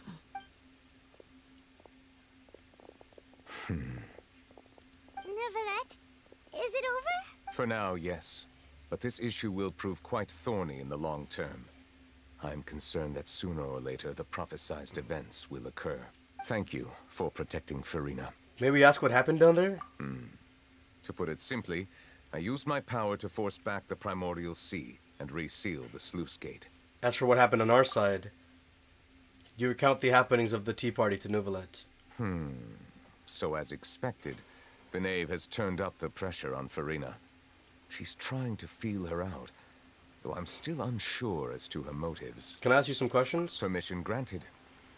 Do you have enough power to force back the primordial sea? Does this mean you have some deeper connection with the Hydro Archon? Whoa. It can't be that you're the real Hydro Archon, right? But that's just a speculation on our part, though. You can't tell us? Then that's okay. We can talk about something else. We won't try to force you. You guys in Fontaine are super strange. If by the phrase, you guys, you are referring to Farina and I, then although I'm not sure just what you are trying to imply, I must clarify that I do not share her positions on a multitude of topics. What did you sense in the Fortress of Mirror? Did you manage to protect those that need to be defended? I believe so. The fortress has a long and complex history. It has seen much grief and suffering. And now, another catastrophe will soon be upon us. I mourn this turn of events. Hey, it's raining. Huh? Why is it raining all of a sudden? The clear sky suddenly filled with dark clouds. The rain became heavier. The light rain soon growing to a downpour. And just moments before, Neuvillette had just mentioned his sense of grief. Thinking back to that legend and what Fontaine said, it said that a dragon of water once resided in Fontaine. Every time it weeps, the skies will cloud up and pour rain. Wait, Neuvillette, you can't be... You may be closer to the truth than you think. Is he a dragon? Oh? And what are you thinking? He's the dragon sovereign of water. The dragon of... what? Huh? He's a dragon. Wait, you think those things are like his, not horns. He's a... I could imagine him being a dragon, actually. Please do not be so surprised. Farina? Where's she going? Neuvillette! Neuvillette, are you listening? My apologies. We were just guessing randomly. We didn't guess right, did we? You're not actually the dragon sovereign of water, right? Well, if you don't want to confirm or deny... You guessed correctly. I sincerely hope you'll be able to keep He's a this dragon! secret for me. He's a dragon! He's a sovereign dragon of water! We'll definitely help you keep it a secret. Well, that's actually cool. There's still something Paimon wants to... That's why he's so strong! Like, I was curious, how is this dude so strong? He's a dragon! Please, go ahead. Well, if you are the dragon sovereign of water, and you were able to force back the primordial sea from the fortress, then since Fontaine's prophecy is all about seawater, couldn't you just use your power to solve the crisis? None of the currently living dragon sovereigns in the world, myself included, possess our full dragonhood. They say that when the first usurper arrived on Tivat, they seized a part of the dragon's power. Today, that stolen power is the basis of the Archon's authorities. There are 7 elemental archons and 7 matching dragon sovereigns. The dragon sovereign of water who lived through that era perished a long time ago. As their successor, I know far less of that part of our ancient history. In any case, I believe I will not be able to do much unless the Archon disappears and returns their elemental authority to me. That's... wow. Given the status quo, however, I would recommend finding another way to deal with the prophecy. Oh, so even you can't solve it. I still have some urgent matters to attend to at my office. If you have any more questions regarding ancient history, you are welcome to discuss them with me at a later time. Please go right ahead. There's a place that Paimon wants to go too. Traveler, why don't we pay another visit to the Fortress of Mirror? Paimon is a little worried. Sure. See you later, Neuvillette. We'll see you another time. Take care. Wow. So this dude's a dragon. He's so strong, and I was always wondering, why is he so strong? But this dude's a dragon. Okay, I guess we're going to the Fortress of Mirror again. I'm going back here again. Hopefully for the last time for now. I would really hope. I enjoyed the rain. Okay. I guess we go to the return to the prison to learn more about everyone's situation. So I guess we're just checking up on everyone. Yo, is Novelet the bandit right now? He's the bandit right now, right? Yo, low key, I don't have a lot of summons. I don't even have 2 temples, but I kind of want to pull for him. Also, wait, I don't think I bought the monthly summons. I'd forgotten about that. Yeah, I didn't buy these. Let me get those real quick. Month's about to change in a little bit, so... Let me just grab those. Okay, let's check on everyone's situation. The primordial water situation has been dealt with, for now. I don't know how long it's gonna hold, but... Yo, Novelet, he's a dragon. Really strong. All the siblings are still here. They're all good. Now guess, what suit will this next card be?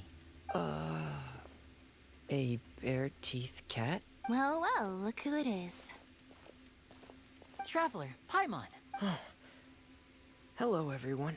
Looks like you're recovering nicely, Fremine. Mm-hmm. Thanks to everyone's support. Oh, right. I managed to work up the courage to thank Miss Clorand in person. Whoa, how did she react? She told me that it was nothing.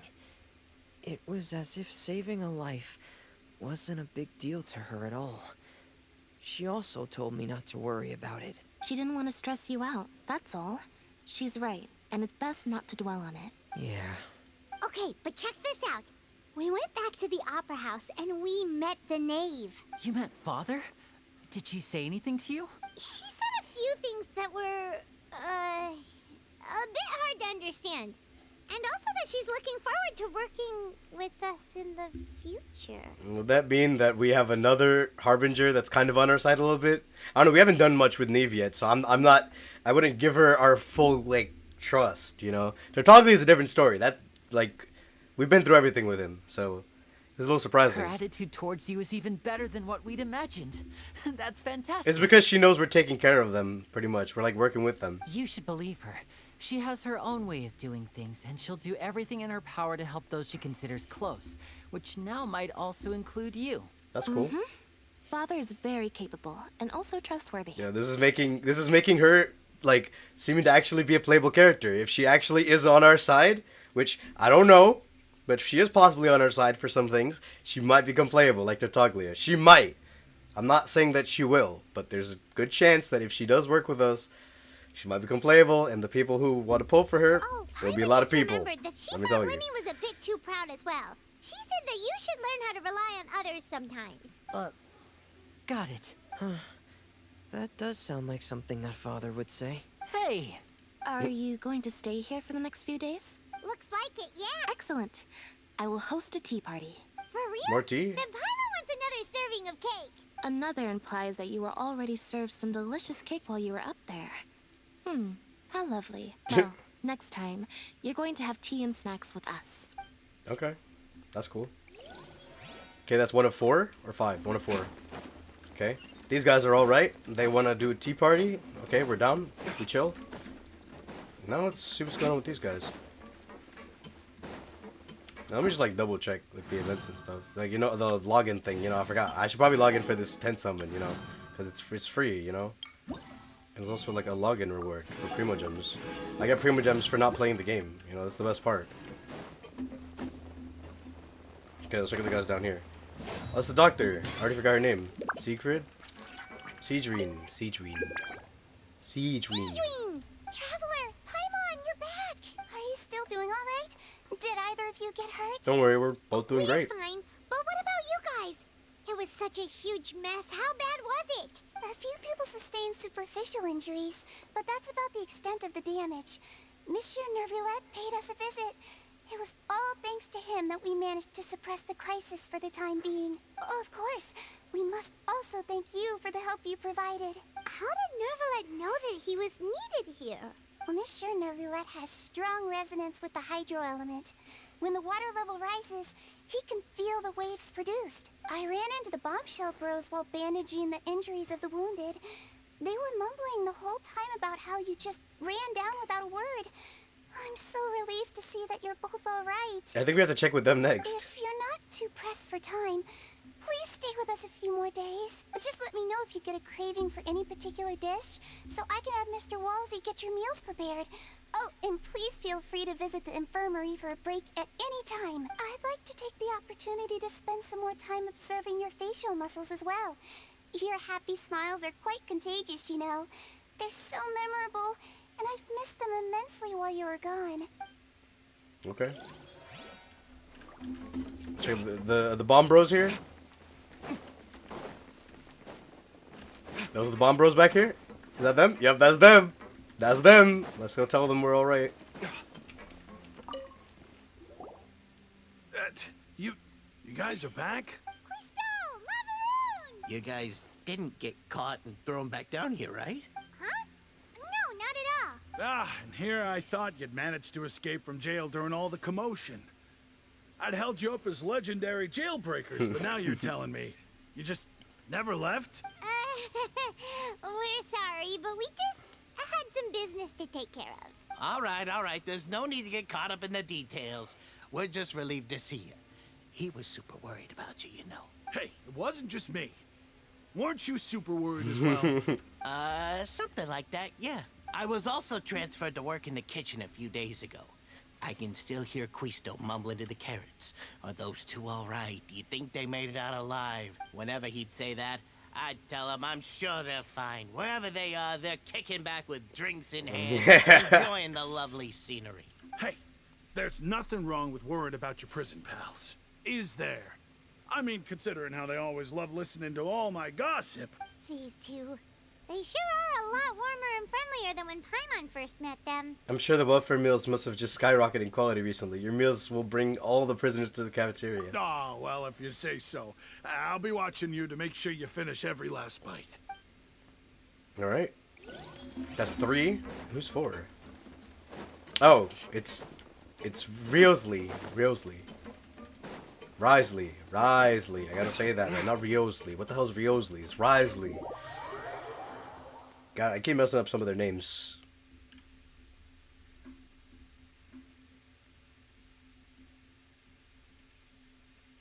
I even used to mess up Nouvelette's name. Now I've gotten used to saying it. Nouvelette. He's cool. You know, I thought he'd be up here, but I guess he's down there instead, so... I figured that... Oh, it's these two. Jure and Lorvine. Jurier? Miss Sijween told me you still haven't eaten. Yeah, I was working on something, so I forgot. That's no excuse for... Jurier! Lorvine! We're back! Hello there. It's been quite the mess here recently. How have you been? We're fine, thanks. And you? Are you still taking the secret passageway from the infirmary to work on the ship? Yep. That is still top secret, though. So don't say a word to anyone. It can be a bit annoying when there are lots of people in the infirmary, but I still prefer taking that route over the one from the Duke's office. I mean, the infirmary does make it easier for you to slack off. Oh, yeah? Then why are you also here so much? You two really are just using your jobs as a cover for your relationship. Not at all. Good job, 5-1. Comedy. Now we go to Risley. It's all the way at the top. So he was at the top. I thought Risley was the one down there. That's why I had to go down there. But he's up here. This dude was not here before. I came up here and there was nobody sitting in that chair. Do my eyes deceive me, or did I just see 2 inmates come back after making it to the surface? Some strange winds blowing of late. We wanted to see how the fortress is doing. Is everything still all right? We're fine, for the most part. Nouvelette came down and took care of the worst of it. If that's the case, why don't you just ask him to stay here? Oh, yeah, what a brilliant plan. Let's go convince the Udex himself to exchange the courts of Fontaine for a puddle of water in the middle of nowhere. I don't think that's going to work. He came here in a hurry and left without even stopping for a cup of tea. He did remember to take Miss Sijween's gift with him, though. He sure sounds super busy. Miss Cloran has left as well. She also took her gift from Miss Sijween. Were the gifts milkshakes? Nouvelette got the milkshake. Clorand received lipstick instead. Those aren't even remotely alike. Well, it's Nervilette's own fault for making Sigewinne worried about his health by working so much. But besides that, our head nurse is still pretty fond of picking out beauty products for the ladies. Oh, and I have some gifts here for you as well. Are these from Sigewinne too? Nope, they're from yours truly. Okay. You've already wrapped up your work at the fortress, so you can return to the surface at any time.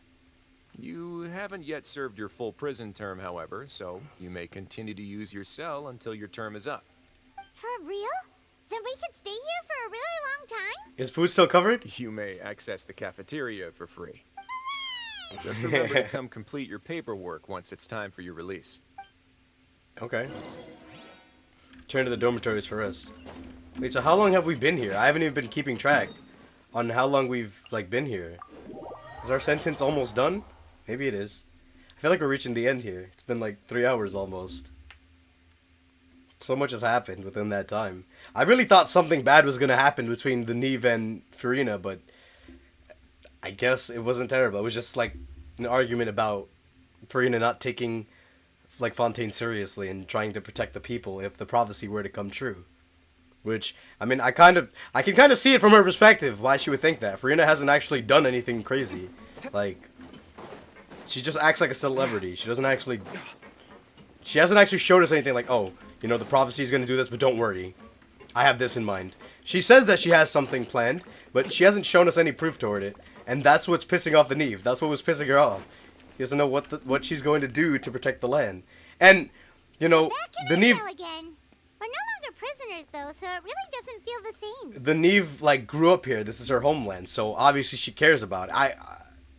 She cares about it, so, you know. It feels like a huge weight off our shoulders. It feels like we regained our freedom. Being free sure feels pretty special now. Palma, is there something you'd like to say?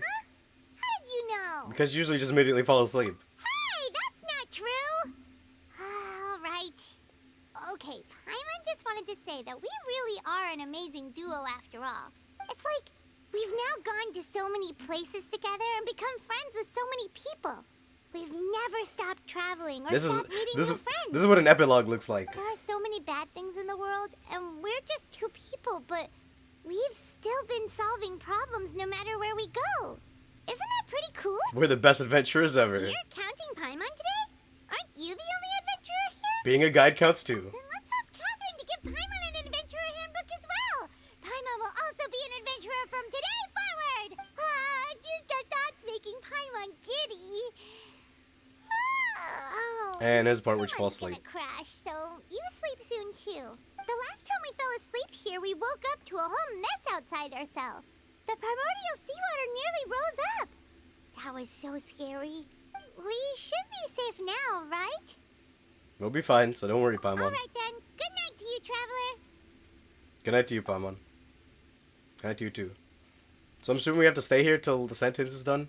Was it 45 days? I feel like we've been here for Tartaglia's vision? Right, we still didn't find Tartaglia! Why am I acting like it's over? We still didn't find this dude. No. Did he...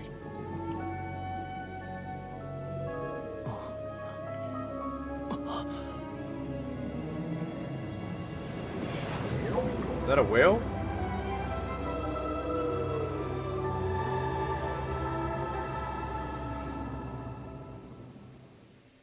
We still didn't find Tartaglia. There's no way, bro! Is that a whale above him? That's the completed... That's it? That's the Archon quest completed? Are you freaking serious? Are you freaking serious? Is that it? Is that how they leave us? We don't even know where Tartaglia is still! It's saw a whale. We still have his vision, so we got like a glimpse of where he is right now. He's in the middle of the water, so he did escape. But he's in the middle of the primordial water. That's primordial water. Like, the like, purplish blue water that's around him. And there's a whale above him. Is that a whale? I think that was a whale. What the... So this dude's still drifting in the water somewhere. But he's alright, I guess. I mean, it looked like he was passed out, but then he opened his eyes, and there's a whale. So I'm assuming that whatever that whale is saved him, so he's good for now. And, you know, he's still alive. So we know Tartaglia's alive. We know he's alive because we just had a vision of him being in the water. He's alive. He opened his eyes and he saw a big whale above him. It probably is going to save him or something. I don't know. But Wow. We end up and we still haven't found Tartaglia. But we do know that he's alive. That was a lot of info, a lot of stuff with the primordial seed water, a lot of stuff with the prophecy, so much going on. But that would be it for Act 4 Cataclysm's Quickening. I hope you guys did enjoy the stream. If you did, be sure to leave a like, comment down below. And when Act 5 comes out, we will knock that out too. And figure out where the hell Tartaglia is right now. Because we know he's alive now that we saw him. He's in the middle of the water, but we don't know where exactly he is. So, hopefully on the next Archon quest, we will find Tartaglia and bring him back. Because right now he's still missing in action. And with that, I hope you guys enjoyed the story as much as I did. Because I'm going to tell you, I enjoyed it. And with that, I'll see you goddamn gamers next time.